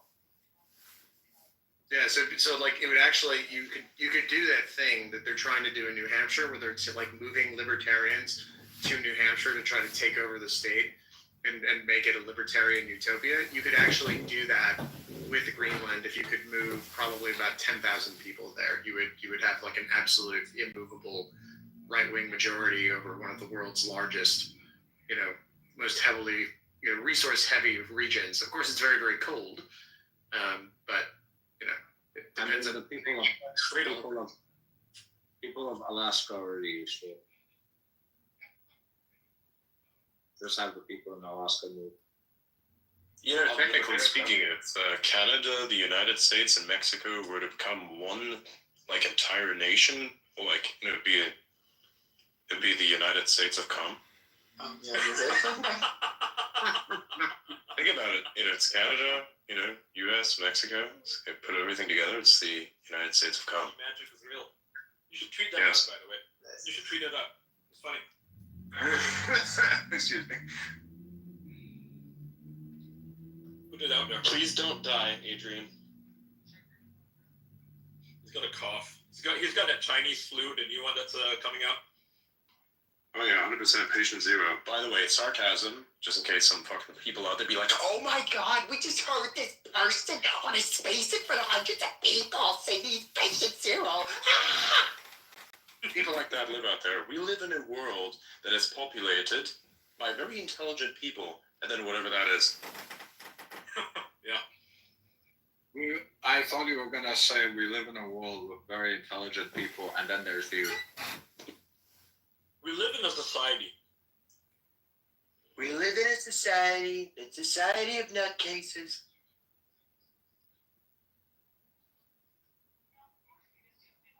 I can't believe they used that fucking line in the Suicide Squad movie. We live in a society. Like, really? Like, bro. By the way, Yeah, the same movie where they have to kill a giant eye alien using a swarm of rats that can swim. Like, there's an actual fucking scene in the movie. Garbage. By the way, does this show me as co-host? Yeah, to me, Yes. yeah. Oh my God.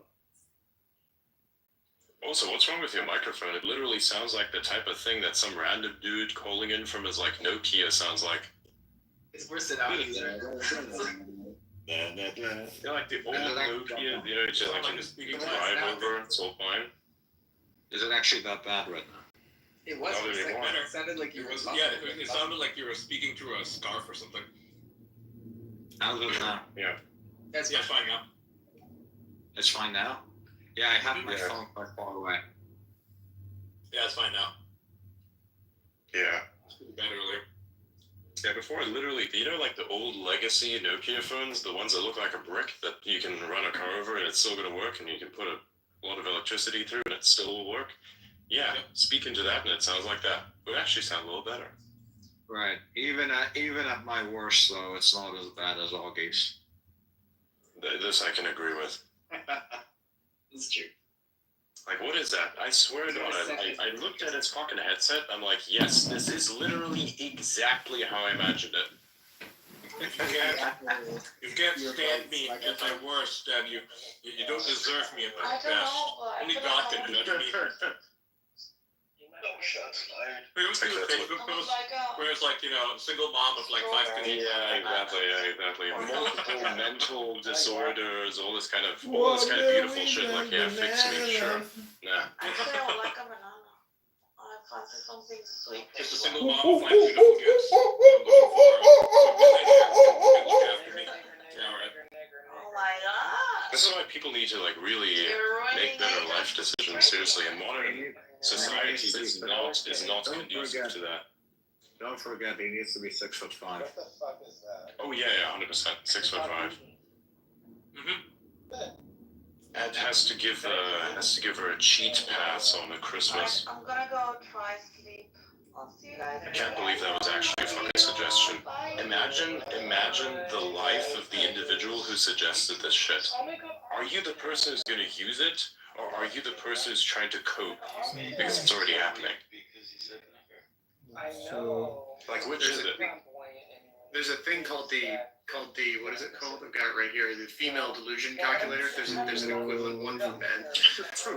Where you there's also there's a male delusion calculator as well, where you can plug in the characteristics of your ideal mate, and so that's height, weight, and income principally. And then you can click go, and you can say, what is the probability that I'm going to meet this person?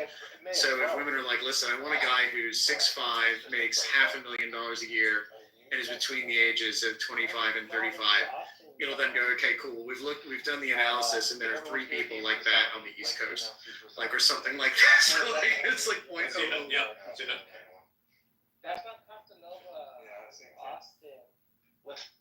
It's like hot singles in your area, but it's an algorithm. Yeah. Like, how accurate is a male delusion calculator? Is it like just made up, or is it like actually scientific? I think it's run by the same people. So I'm just gonna go. What's the male delusion calculator? Delusionmeter.com. There we go. It's the male reality calculator is what it's called. So you go 8. So let's say age 18 to 29. Race any that's fine. Height, let's say, I don't know, I want someone between 4'11" and 5'4", exclude overweight and obese, and minimum income, let's say I expect, I don't know, $130,000 a year, find out. Any marital status, any amount of children. Probability is the woman of the U.S. female population age 18 to 29 meets your standards is 0.378%. So, Jesus fucking Christ. Yeah, so it's even at that, with the whole kids thing excluded, by the way, as a thing that you don't want to have, as a thing you don't want to have. Holy shit! Yeah, is so everybody obese? Oh yeah, that's right, they are. Yeah, well, that's 40%. 40% of the population. So what you're doing is you're just taking these huge swathes of the population that's out there and saying, okay, that's disqualified, that's disqualified. And I think obviously when you're dating, you're doing a lot of sorting. And meeting lots of people and all the rest of it. But I think people have the illusion, they get the illusion when they're using particularly the internet to do it. They've got this illusion of abundance and choice and other things when really actually they're looking at a pretty small group and a pretty small sliver. And that particularly changes, the thing that really does it is income. Most people dramatically overestimate what a good partner should make, or what particularly women looking at men's incomes. The average guy makes $60,000 a year, $50,000 a year, and so they'll say, "Well, I want a guy who makes $300,000." They think they're everywhere, but they don't realize that that's actually an incredibly small number. So that's, I think, what actually is the main filtering factor is that people say, "Okay, well, income levels. I want someone who makes $300,000, $400,000, $500,000 a year." But when you do that, you get it's a normal distribution, and so the numbers start to fall off pretty quickly the higher your expectations are. Well, yeah, of course, and you have to also consider, like, I don't think I want to say this next part.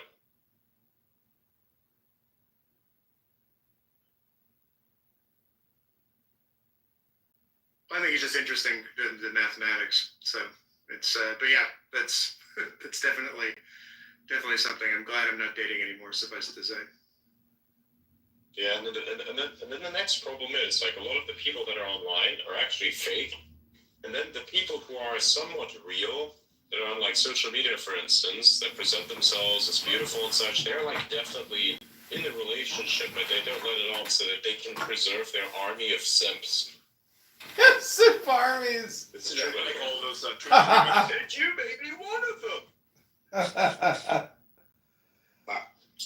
I feel really one terrible thing is now I think Tinder and all the match group companies, they're rolling out like AI assistants. So after realizing that people were just basically plugging in their dating profiles to AI and letting a chatbot manage all their replies and schedule their dates, they said, you know what we should do? Our brilliant ideas, we should do it ourselves.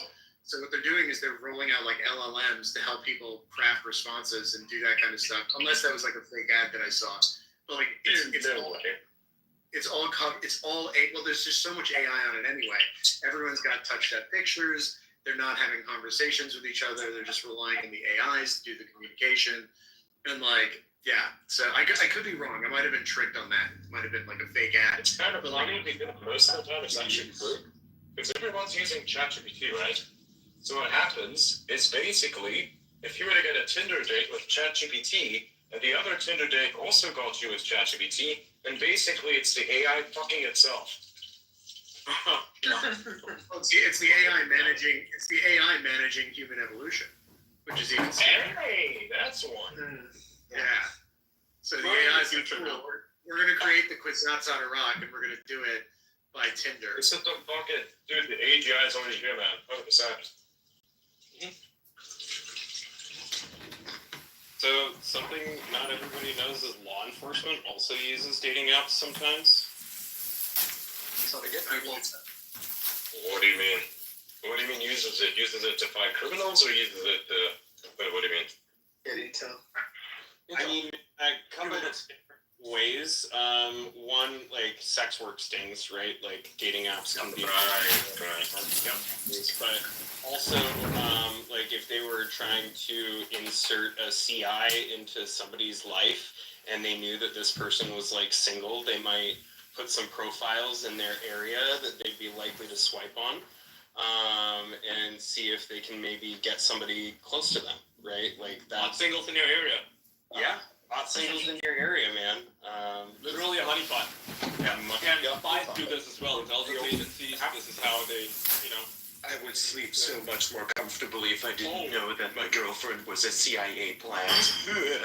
Oh, this is not Project Veritas does their stuff as well. They find the guys on Grindr and they find, you know, just straight dudes on Bumble. Yeah, Bumble. You'd be surprised. Remember how they got they always, how is it that it's always some random fucking dude from Grindr? Like, how does that work? Yeah. Like, disproportionately, I have not seen, like, it's always the funniest meme, where it's like, hey, your job is this and this and this and that, but your date is O'Keefe. It's O'Keefe and his media crew. That's your date. Yep. And the CIA thing, by the way, I got that one from a meme.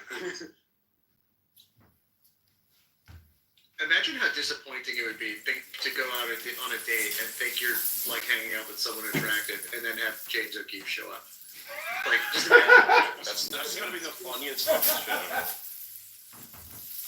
It's fucked up because you're like, yeah, like, how do you even react? Like, immediately all of your survival instincts kick in. It's like, you know, the honeypot master, yeah. The guy who gets you to somehow be with some individual, it's like on Grindr or something. They get him out to the restaurant, they have the initial date, and then next thing, because of the whole completion of the mission, your next date is with Mr. O'Keefe. It's wonderful. What they do though is like the date starts, and then what happens is the camera crew like pops out from behind a bar counter or something, and he's like, "Hey, James O'Keefe from OMG Media Group," and so like, but see, they lure them in and say, "Oh wow, I'm on my second date, my third date. You know, things are really going well. I really get along well with this person," and then boom, it's O'Keefe, like in your face with a microphone and an iPad. I mean, that would really ruin my day. Yeah, I can only imagine, man. It would really ruin my day. Okay, now hear me out though. Hear me out on this though. Hear me out on this though. If you were, okay, if it happened to be, you'd be like, hey man, cool. I watch a lot of your stuff. By the way, you gotta try them tacos. They're really, really good. I'm not gonna discuss anything, but I want you to try them tacos though.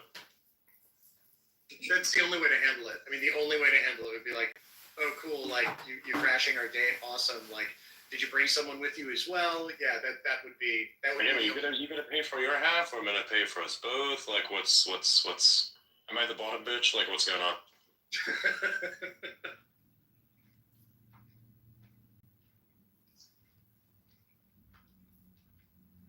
This is like one of those unexpected things that people didn't necessarily imagine would happen. I'm kind of very well known for that. Just like random bullshit.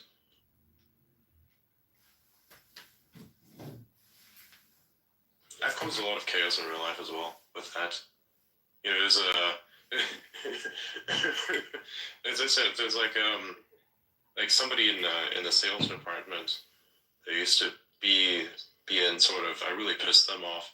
For good reason, by the way. They're an asshole to me. And that put them in their place. Now they can't be an asshole anymore.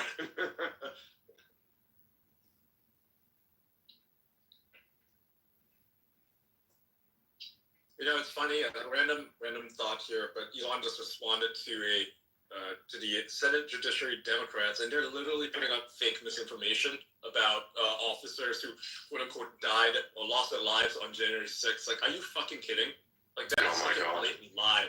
Yeah, like it's got like 5 community notes on it already, and I've uploaded all of them. So if you guys want to check out Elon's reply where he says liar, yeah, go upvote those community notes because it's such bullshit that they're putting out. And these are the same people, by the way, who will constantly attack Elon, constantly attack X, and say that, you know, all they do is post misinformation. It's like literally this is just pure, complete misinformation or disinformation that they're putting out. It's absolutely a lie.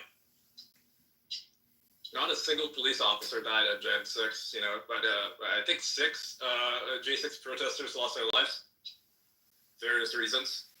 One of whom was murdered, right? I would maintain that Ashley Babbitt was murdered in cold blood, and they gave the guy a fucking medal for it. Disgusting. I thought it was only one. I thought it was only Ashley Babbitt on the day. No, the others who were hit, like I think some of them like had a heart attack or like fell or whatever, but some of them were hit, struck in the head by like gas canisters and shit like that. Not much is talked about it though. And Ashley Babbitt's case was like the most blatant of all of them. I mean, that will happen when someone shoots her. Yep. It's fairly direct. I mean, I think the cases of police officers, like, I think there were 5 officers who died in the 6 months afterwards. One of them, Sicknick, had a stroke the following day, and then there were like 3 or 4 more who I think they all committed suicide in the months like afterwards, which is like, it's like tragic as hell, and it's just such a shame that that became a political football. And it keeps being used as a political football because, like, clearly there was, you know, honestly, clearly there was something wrong that, like, either, you know, if to the extent they were veterans, and I think some of them were, you know, there's an issue there, and also like the MPD, like that's a really stressful job, and they all got thrown under the bus after 2020, right? They weren't able to do their job in DC, so you know, I think it's kind of like, oh, you know, oh well, it was all J6. I was like, no, maybe not. Maybe you were just providing them with a terrible place to work. So yeah, all in all, very, very tragic. Yeah, I know some DC officers who tell me that Capitol Police it's like one of the most grueling jobs there, and nobody likes you. So, I mean, imagine being them, right? You go in day out, knowing that everyone hates you. It's tough, you know, especially if you're already dealing with mental health issues from, you know, being a veteran, having PTSD. Being a cop sucks. Like, like absolutely no doubt. Those guys. I remember one guy, he looked like he was 50. He was sitting down at a little bar a couple towns over, And I was like, so what's your deal? And he was like, well, I'm 38. And I was like, oh, well and it was like, okay, you're 38. He's like, yeah, and I'm retired. And I was like, what do you mean you're retired? He's like, well, I started working in the correctional system as a prison guard, right? As a corrections officer when I was 18. And basically it's 20 years and boom, you're done, right? At that point, you're finished, you get your state pension. And I think you retire on like a 2/3 pension, you do whatever. But like that kind of work, you just go through so much shit, and it's just terrible. It grinds them down. So yeah, and being a cop is just not fun. So like we should take care of those guys because it's You're a really cop in DC especially. I mean, have you seen the way that some of these instruments treat them? They don't even treat them like they're humans. I mean, being a cop in DC is tough because I don't think anyone has their back. Like the DC government, Bowser, I suppose, the mayor, is a little more law and order oriented than the city council. The city council is just like, if it were up to them, they would throw open the doors of the prisons and just turn the place into sort of an open air asylum. And the cops are just sitting there like not being funded enough, not having enough officers, and being political footballs and not being able to do their jobs. And so as a consequence, their jobs become more dangerous, right? Because all of this violent crime has been up and up and up in the last couple of years. So like carjackings are way up. And it's like not carjackings like, oh, he got carjacked in a bad neighborhood. It's like, no, someone got carjacked on 13th and H, right? And there were a lobbyist working at Wilkie Farr or something like that and got shot in the face, like 4 blocks from the White House. So like that's how dangerous DC's gotten. And so I'm not surprised that cops are having a rough time.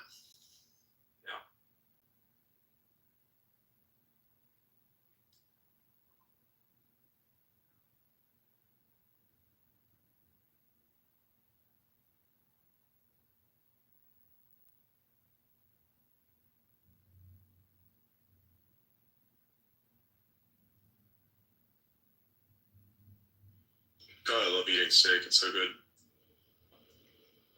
I just had mine. Delicious. I had some tom yum goong. What the fuck is that? Thai curry, sort of. Like, it's really nice. Yeah. Nice. Yeah, you can drink it like a soup. That's my favorite piece of ass. Mushrooms. Like Thai food. Super delicious. Super spicy, and sometimes you can get bad ones, but if you know which recipe Yeah, I to love do, spicy food. Yeah. delicious. You have to like be it semi-spicy, not so spicy that your asshole burns when you're shitting it out. Yeah, From Mexican. Yeah. I don't care about the pain in my mouth. I really don't care about that so much. What I do care about is sitting on pain. This feels about as bad getting kicked in the nuts. Yeah, some fun. Adrian, I think someone suggested in the comments to drink hot soup for your throat ache. No, so like that's what I got going on is as a result of some sort of weird sickness that had been going around. Fucking people are gross, they don't know how to contain themselves. Either way, I got hit by something, and I had all kinds of weird reactions. Never really had anything like this before. Normally makes people cough like crazy, but I kind of disciplined to not do it as much as that. It's very itchy. Actually, it's because you had those cereals a few days back. It's absolute bullshit. It's not absolute bullshit. Yes, it is. Absolute bullshit. It's because of those cereals. No, seriously, it's absolute bullshit because everybody around the exact same person is also sick with the exact same shit. So yes, it's absolute bullshit. Nah, it's because of the cereal. That's why I rolled, you think. I know you're trolling, by the way. Fuck you. I just wanted to see how long I could keep the chain going. I'm like, oh yeah, really? He's role playing now. I can't get past this.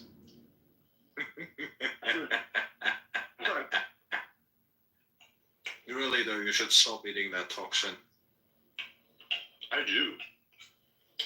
I always stop because I keep starting. Fuck you. That should be a synonym. Take a massive step back and fuck yourself in the face.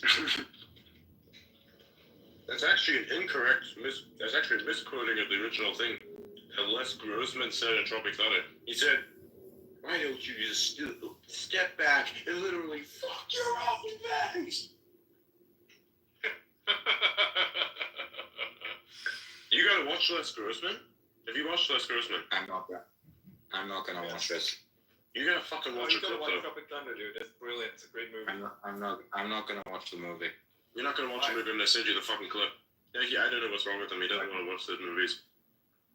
It's such a good movie. Exactly. I don't relish the idea of watching movies at all. I kind of hate the process. But I love movies. In this kind of movie, that's perfectly fine.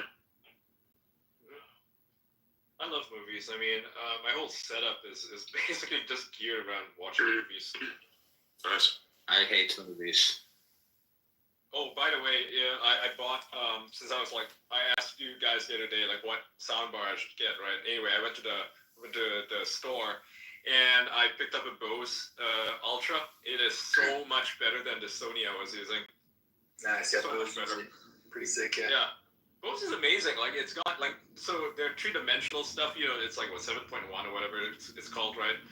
It actually, you know, it reflects sound from, like, the ceiling, you know? So if you have not a gigantic room, for example, it actually does work. You can actually hear the surround.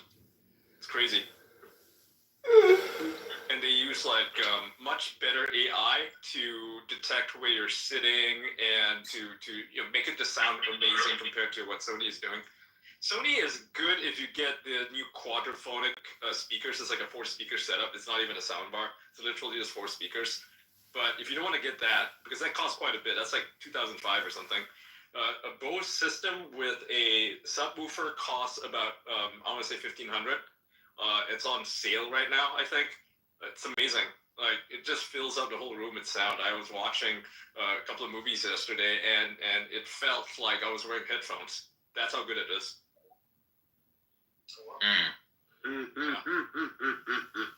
It's quite impressive. Yeah, it was better than the Sonos system I had back home.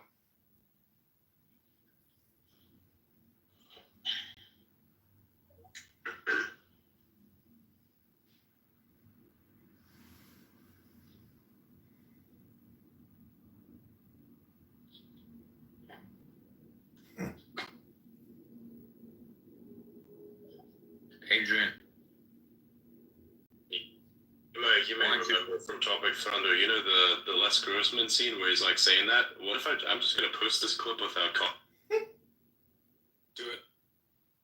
Adrian, what if you stepped back and fucked yourself in the face? Again, you're misquoting it. I'm going to have to send you the actual thing. I'm working on it right now. You're going to fucking love it. That's where it's happening. I'm going to put it out there. The masses are going to understand the meme now, because I'm going to post the clip because nobody else is willing to. I already posted it when Elon said it. No one can convince me. Wait, I thought no one can convince me to watch any movie whatsoever. You're not going to watch the movie. You're going to watch the clip and now relax. In the, I know. Actually, I got it. Let me post it. I want to post it with that context. I'll watch the clip. I'll watch the clip. But yeah, I'm going to post it. Yeah, I'm gonna post the clip because I want to put it on my timeline just for, you know, out of context funnies. Everybody in the space is gonna understand why, but everybody else is gonna be super confused. So you have, like, you know, what is it, almost 1,000 people here of the 200 something thousand that follow me. So you're the only ones that are actually really gonna understand what the fuck's going on. Sweet. I put it in the top. I beat you to it. Well, that's because I already have it. What the fuck is with this piece of dog shit downloader? I beat you to it, dude. Like, it's in the top if you want to play it.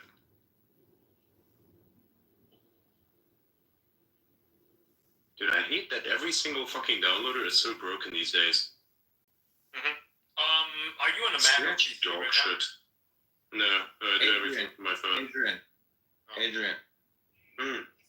Why are you acting like a dipshit? What? Why are you acting like a dipshit? Just use YouTube DLP. Let me ask you a question. Does it work on your phone? No. Probably. Then it's a worthless piece of shit to me. You can. Like, what am I always in front of my computer? No, I am on my phone where literally all the magic happens. No, anyways, this fucking bullshit's corrupted. I'm gonna have to find the other one. Anyway. Or rip it straight from source. Hold on. You have an Android, right? Yeah. Alright, so I'm gonna send you an app.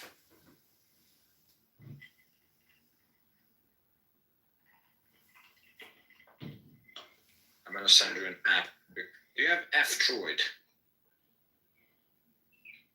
No. You don't? No. Do you know what that is? What do you mean you don't trust it? I don't. How do you not trust F-Droid? Because I don't. No, that's right. That's why. That's not an answer. That is an answer.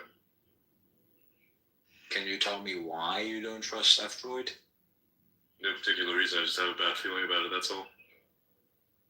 Prove to me that it's What not is bad. F-Droid? Can someone tell me? Can I pitch in on this? Yeah, go ahead. Yeah, I kind of happen to agree with Adrian because there is a trusted party problem with F-Droid. So they have their own signing keys, right? And I mean, the developers also, like, they give us reproducible builds and stuff like that. But the problem is you still have to trust the developer anyway. So you're basically adding more parties in between. So if you trust a specific app, you're doing that anyway with you're doing that anyway with Google Play Store. yeah, but there is a difference with Google Play Store. The updates don't get delayed, unlike what happens with F-Droid. So let's say you're using Signal, right? And there is a security issue with Signal, and let's say you get Signal from F-Droid. Well, your updates got delayed because F-Droid allows you to add your own repositories if you want. So you can download it directly from whatever repository you want.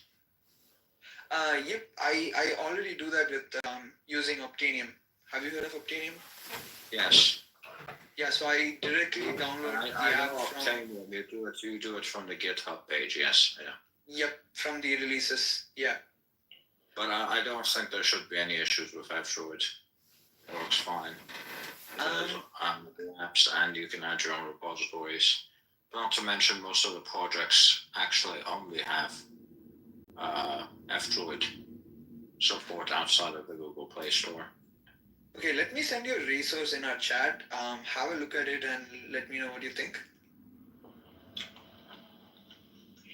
Random thing, but did you see that Dell is completely killing off their Latitude, XPS, and Inspiron lines of laptops, and they're replacing it with just Dell Pro and Dell Pro Max? Right. Yeah. I mean, it's stupid because at this point everybody knows what the differences are. It's fantastic.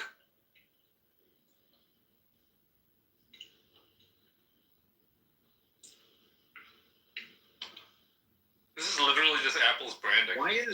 Why is confusing AI part of security issues?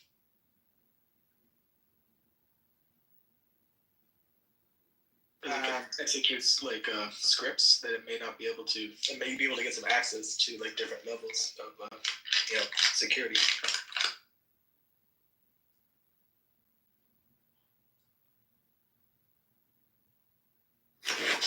So what do you mean by confusing AI? Like being able to confuse the AI? Confusing UX, I mean. Confusing user experience. Yeah, there's a big difference between AI and UX. Yeah, I was confused. I'm playing Getting Over It. Well, I'm playing Getting Over It at the same time. At the same time that I'm reading this. So it just proves it. It proves it some more. You're still not over it. I'm not sure about UX, but if you can confuse an AI, it could be a security issue. Like with AI agents that have access to resources, If you can, No, there's nothing about AI. There's nothing about AI. I just added that shit on because I was focused on my game, and I just had a quick look at it. He was he's focused on getting over it. He's focused on getting over it because he's never over it. Yeah, exactly. There should be an achievement for if you didn't log into the game for like a year, but then log back in again, you get the reward for you're over it. Oh my god! You should get an achievement. Yeah, it's like a Steam achievement. I have all 3 of the achievements. Just the final one. Yeah, except the final one. Should close the app and never open it again.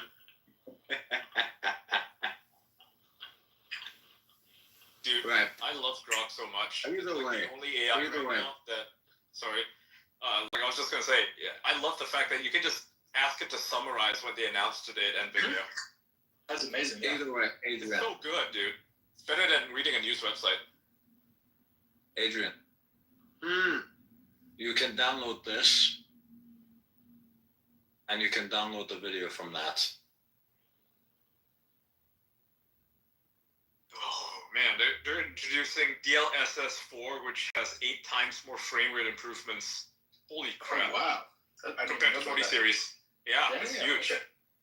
So I mean, they've already released, like ASUS is releasing a 480 hertz 4K monitor and stuff, right? And those need they need like a new the DP 2.1 standard, which I don't think any current graphics card even supports. So right now, if you were to plug it in, you're just gonna get display compression, right? And that's pretty noticeable with like banding. If you look at the sky, you're gonna see like lines and stuff. The new graphics cards from the 50 series obviously support this stuff, but they're also going to be capable of supporting those monitors and to actually reach those frame rates. So you're not going to be playing games at 60 FPS anymore. You're going to be literally playing them at 300 plus FPS. That's holy crap. That's huge. Yeah. It'll be nice. Yeah, for like your input lag and everything, it'll be like non-existent at that frame rate. Yeah. Mm-hmm. It's impressive. This is a generational leap, like actual generational leap, not like 40 series to 30 series is pretty minimal.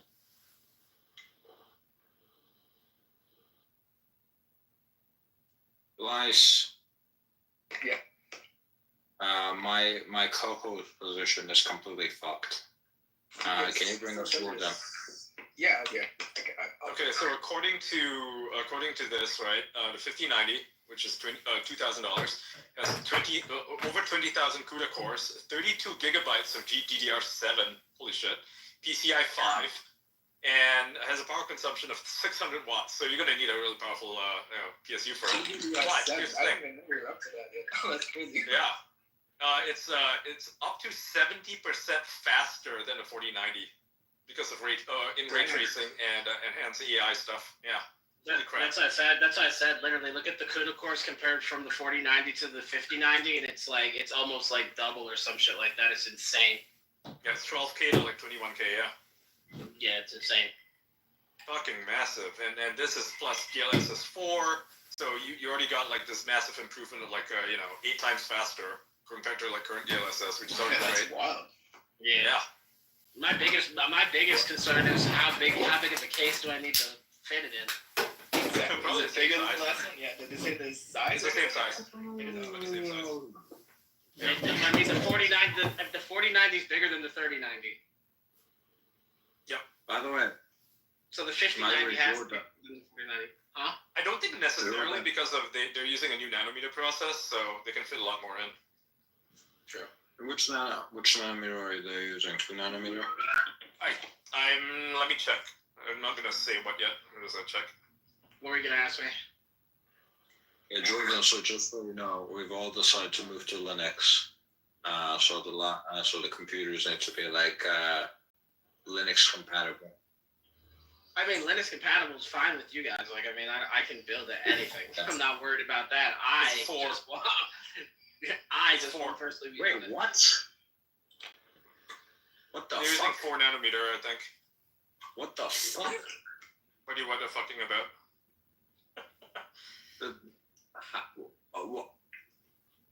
What the what? Why?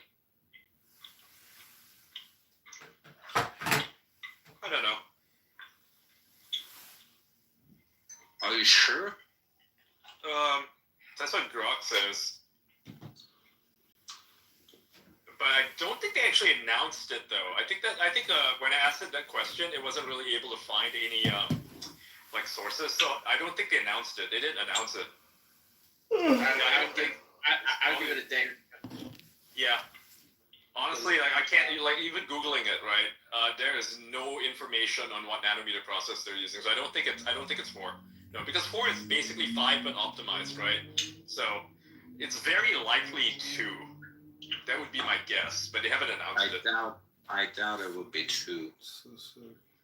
Because then they would have 2 nanometers before Apple, and that's very unlikely.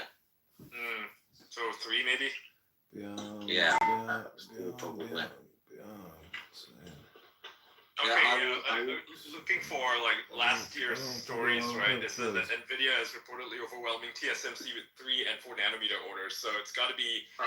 Nice. Yeah, so it's got to be 3. Yeah. 3. Okay, that makes more sense. It's good for NVIDIA because it means that all the other customers are gonna have a hard time getting their shit. AMD's like, God damn it, you know. Bigger order, easier. Yep. They're being homeschooled. What the fuck? What game is this? I'm checking the website. I'm checking the website, right? And they have like a slider which is like RTX off versus RTX on. I'll send it to you guys. Okay. And the RTX off looks like complete ass. And then you do like a slider to like the RTX on, and it looks absolutely amazing. And I'm just like, what the fuck? Let me check.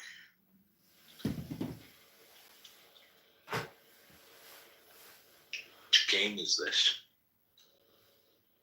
DLSS4 is crazy. Man, fuck cookies. I fucking hate this bullshit. Man, holy shit. So, Cyberpunk 2077 is going to be using DLSS4, right? And they said that if your average is like 28 Oh, FPS, shit. it's Yeah, that's Gary's like one. 200. Oh, Crazy. Yeah, that's Yes, Gary's one right there. I said that literally your frame, like you get double the frame rate if you had a 4090 to a 5090. Gary's mod, Apex. Fuck, man. Wow. Yeah, that game's Gary's mod. That's gonna be fucking insane, man. Look at the Doom the fucking Dark Ages. Oh my god. These are RTX games. Doom the Dark Ages, Oscar.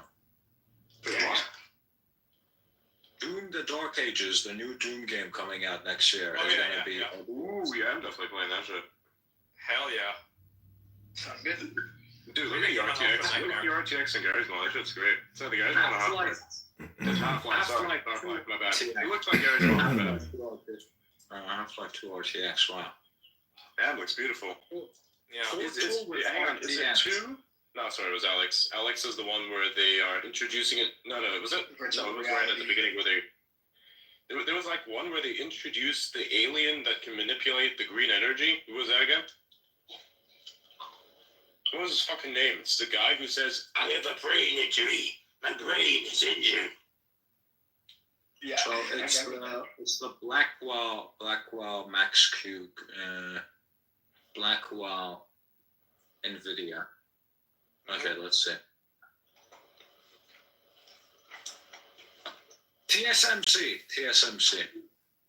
Dude, like I'm just looking at the stats alone, right? Oh, it is 3 times more. Oh, it is 4 nanometers. It is 4 nanometers. 4 nanometers? Okay. Yeah. Impressive then. Yeah, so it's Blackwell. Yeah. Yeah. 49 is Ada Lovelace. Yeah. And wow, the NVIDIA decoder, so this is for streamers, right? It's got 2 times, 2 decoders on it instead of 1. That's crazy. Oh. Yeah. I mean, that stops you from having to use a dual PC setup to stream. Okay, so Rubin is an NVIDIA GPU architecture announced at the Computex in Taipei in 2024 by CEO Jensen Huang. It is named after astrophysicist Vera Rubin. It will consist of a GPU named Rubin and a CPU named Vera. The chips will be manufactured by TSMC using a 3 nanometer process. So interesting. It will also have a CPU.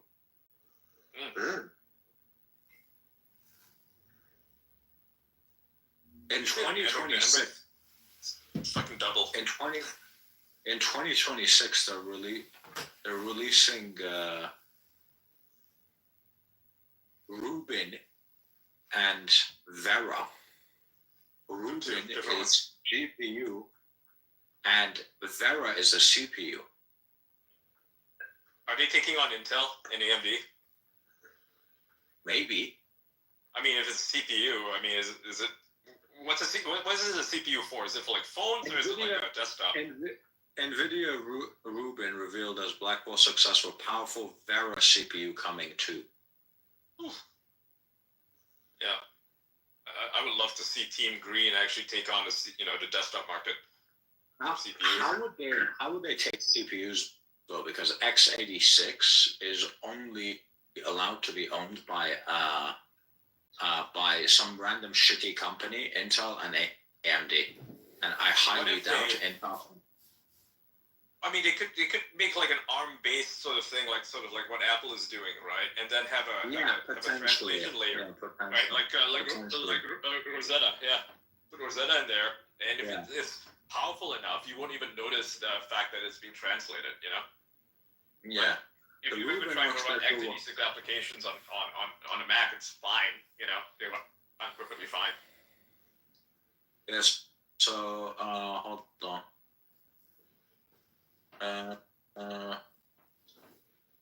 Yeah, initially you had some problems with it, but after a while, like now, you can't tell the difference.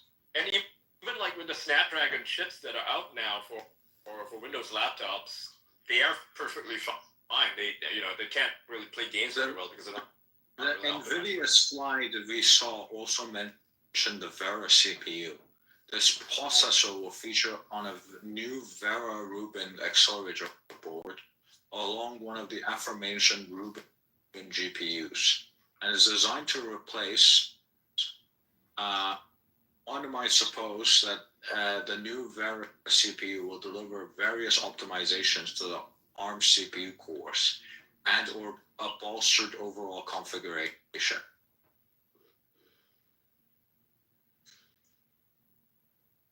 One thing Christopher Stanley just interestingly pointed out is that the new 50 series, right, it's not just a spec upgrade, right?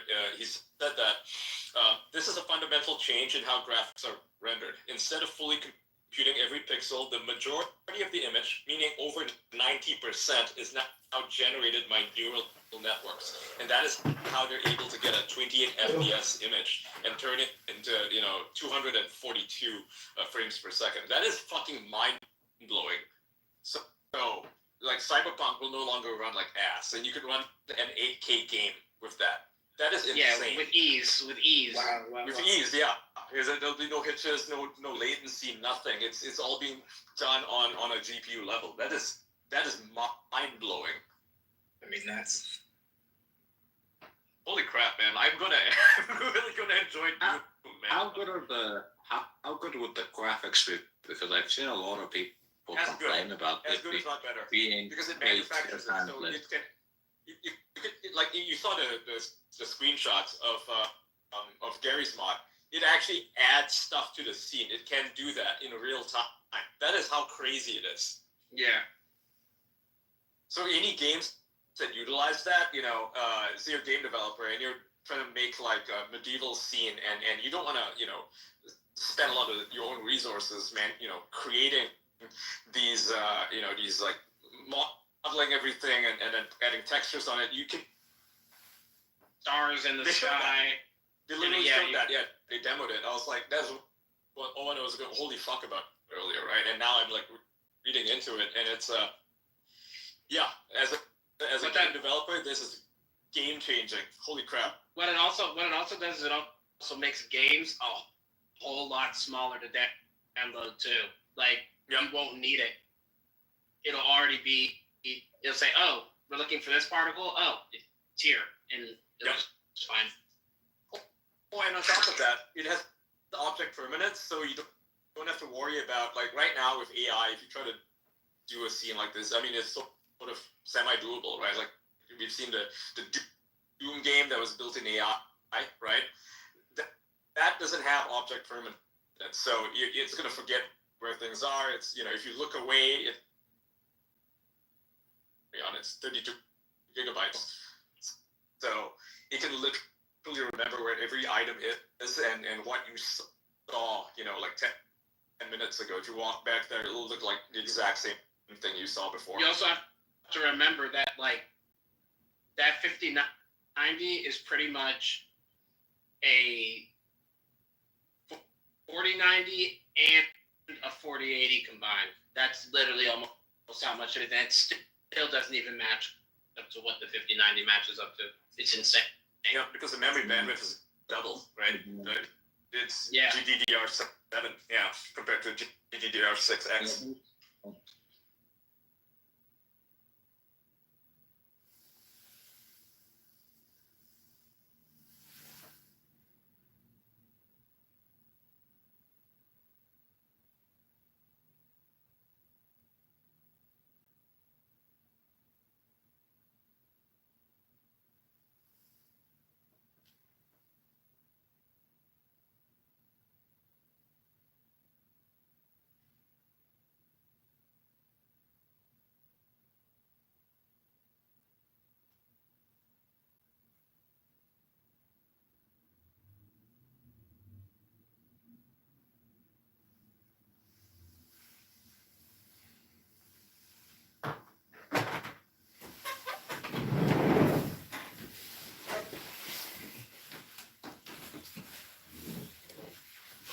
I don't know why it like keeps crashing.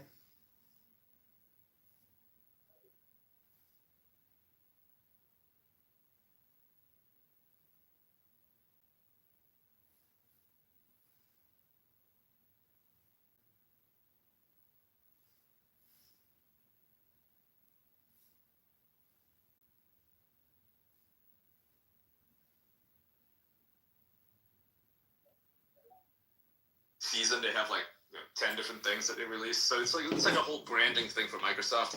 Very different with something like Doom. They're not hands on like that. That was like, it's the same thing with like their acquisition of Activision, right? They don't have really any say in what goes on at Activision. If they want to make a new Diablo, I mean, they're not going to say anything. They're not going to be like, oh no, it has to have X, Y, and Z in it. They'll just be like, even Activision never messed with Blizzard like that. Like, correct, yeah. They just never did. The only time that they ever had a say in anything was with COD, and that's barely at that. That's COD, yeah, and that's just COD. Yeah, but don't you think they're gonna pressure them to make sure it doesn't work with Linux? No, because like if you look at the stuff they've been doing, I mean, they have even Vulkan API built in, for like Doom. Mm-hmm.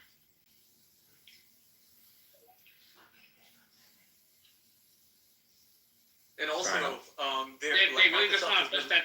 Like I said, they just want to push the subscription. That's it. Like they really just want you to have it. Correct. And if you when look you at do, then you get all games. they're allowing their games, right? The stuff that's being released, like right now, they're exclusive for the Xbox. They're saying, no, it's fine if you release it on PlayStation 5. Like they're even at that level, they're like, we just want people to play the games. Like, they're really smart. They're like, yeah, we just want to sell the games. It doesn't matter if it's like on a PlayStation. We're not going to deprive gamers of being able to enjoy this thing just because it's on a rival platform. To be honest, PlayStation's recently been doing that as well, where they're bringing it onto like the desktop. Yeah, PC, and they're superior versions as well. Yeah. Well, because everybody got sick and tired of spending $700 when a graphics card is $700. They're like, well, I'll just build a PC then. Mm-hmm. That was literally the deterrent. It's like right now is the best time to be a gamer, because it's so platform agnostic. There's no real differences between the consoles, So depending on your budget, let's say you just want to play Forza, then I don't know, just get an Xbox, right? You don't need anything else. Yeah, $299. Yeah. Yeah.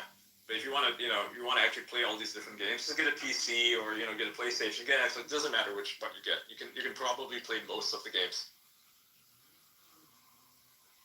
Call of Duty is a pretty good example. Minecraft, another one. Yeah, I mean, COD has its problems. Yeah. But, yeah. I don't play that shit. Fuck that game. I play Call of Duty every year. I think everybody does. It's a thing. It's a yearly thing. And sometimes it sucks. The last one was fucking terrible. The most recent one is okay. Decent campaign. But, man, Modern Warfare 3, they just dialed it in, you know? Phoned it in. Yeah, MW3 was really good. MW2 was really good. Yeah. The originals, yes. Not the latest MW3. That one sucked. The campaign was essentially Warzone maps. They put fucking Warzone maps and said, yeah, just go to this location and like kill this guy. It's like, really? That's the mission? Fuck you. I want a campaign, damn it. You know. I hate to say it, but they, like, Activision wanted to compete with Fortnite at like so badly when like battle royales were massive. They wanted to try so hard, and yeah, it's fine. Like, I get it, but it's annoying when you do that. Stuff's going on like on the game. Yeah, like, I mean, Ubisoft did the same thing where they tried to compete with Destiny, you know? Like, what the fuck are you guys doing? Like, why are you making Assassin's Creed, right? Assassin's Creed Odyssey and, like, you know, Far Cry New Dawn. Why does it have leveled weapons in it? What the fuck is that, you know? Like, it doesn't add to the game at all. It just makes it suck. You know what? What happened to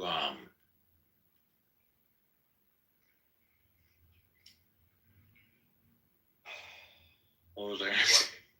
I don't know. Yeah, no, I can't remember what I was gonna say. That's not good. No. Yeah. Get your brain checked. Yeah, dementia patient. Yeah, having an aneurysm, you know? Yeah.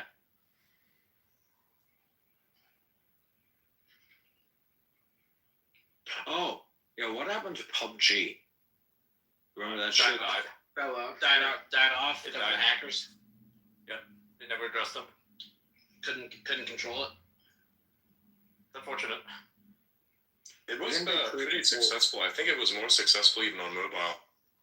Like they really pulled off with that, yeah. Yeah, I think Better it's than more this shit though. Didn't they literally create didn't they literally create Battle Royale? Yes. Yeah. PlayerUnknown. Yeah, they Was know a the mod. backgrounds. Yeah. For Arma 3, yeah. Arma 3, yeah. Tarkov. Do you guys remember Game Loft? Yes. Yes. They made shitty games. They're like a game mill. Yeah, they used to make like the knockoff games. Yep. Licensed. All these I licensed. mean, Tarkov made another game called Delta Force. That game's not bad. I like Delta Force, yeah. The aesthetics is really good. It's basically, so if you're not playing Delta Force, if you enjoyed Battlefield, you know, like the original Battlefield before it got stupid, that game. It's basically Battlefield 2 is what it is, right? Battlefield 2 or Battlefield 2 Bad Company if you want to play that one. It's that, and it's fantastic, yeah. Whatever happened to the more futuristic version of Battlefield? Whatever happened to that? 2042. It sucks. Yeah, 2042. I mean, well, it does. It was good. No, the beta was good. Yeah, the beta was good. I don't think I'll ever play the bro. Dude, that game's cool. A lot of bugs. The launch was a nightmare. So, like, a whole year, it was just releasing crappy updates. Jeff Mark. We're not very good, right? But Little now Manson it's a really runs decent around. state, but there's not enough people playing it. So he's got that problem. Jeff It's actually Mark, Little really Manson decent runs now, around. But everyone's just moved over to Delta Force. Because it's just good right out the box, right? Yeah. Do you guys remember the Game Loft game that was like a Halo ripoff? You guys know what I'm talking about? Yes, I played it. Which one? Yeah. What's it called? I forgot. And you know, that used to be that. Nobody. Check out this rig. That's the one. Dude, I fucking played that shit, and I tricked it. Wait, which platform did you play it on? I played it on my iPhone. Check out this Dude, rig. I played that shit too. He You know what puts I up did? I stickers. figured out a little spot where the alien. There was like one All specific over. map where there'd be a ton of This aliens spawning in, and like one specific face. spot you were supposed to destroy some crystals. He put some stickers all over his ugly face. I don't remember at all. Yeah. So I would kill one of the crystals and leave the other one alive. And so I had bought this very specific gun, and I would just literally keep the gun there. Keep a little, how did I do this again?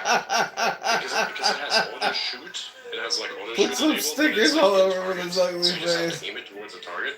And so I always kept aiming it in the one specific direction, and would just keep headshotting the aliens as they came out of the spawn. So I'd set up the phone, charge it up, automate it, and then just go off, do my work, come back 10, 12 hours later, and the thing would still be shooting aliens. That's amazing. I didn't have any shortage of coins. I would buy whatever I fucking wanted because I figured it out. This is how Gameloft got their start. They would literally take off like of consoles, and they would make like a rip-off version on mobile. Dude, PvP sucked so much ass because Nova was like entirely pay to play. It's like Halo, a rip-off version of Halo on mobile, except that it's like basically pay to play. Because if you don't have the proper fucking guns, you get your ass whooped instantly. You don't have the right core, you get fucked. Luckily for me, I had the best guns, but I didn't know what I did, so I killed everybody. They had like a rip-off GTA. They had like a rip-off Halo. They had like a rip-off Assassin's Creed. Like shit ton of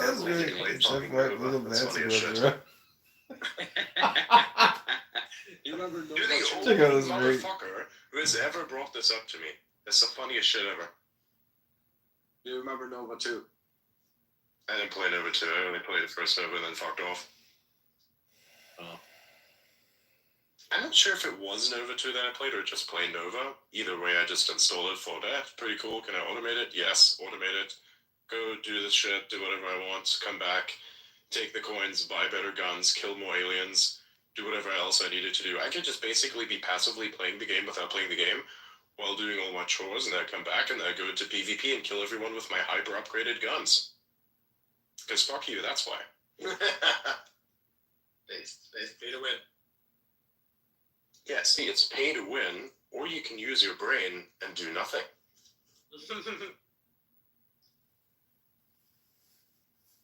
Did you buy any of the stuff in there? I saw this clip of Jin saying that robotaxis are going to be the first multi-trillion-dollar robotics enterprise. You know, this was actually a thing. That was actually a point of tension with my father as a child. So I kept wanting to waste money on these mobile games, and my father would always tell me to fuck off. You just revealed your age, by the way. People already know. Oh, okay. Shows how young you are. That was a thing. I wanted to buy like Clash of Clans and other shit. Yeah. And then I would tell my father, can I buy it? And he'd be like, no, fuck off.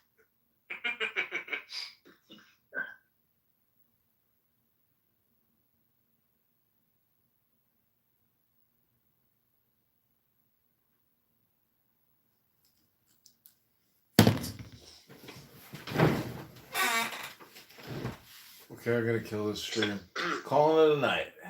Boring as fuck. That's what really fucking hurts, man. That's worse than I thought.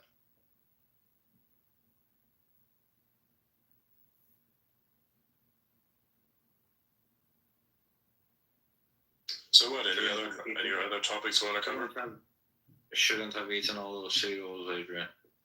Oh, fuck off. When we were talking, there wasn't even that many.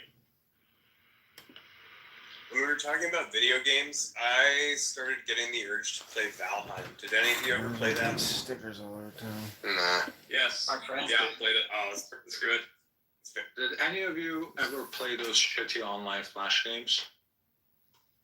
Back in the day. Newgrounds.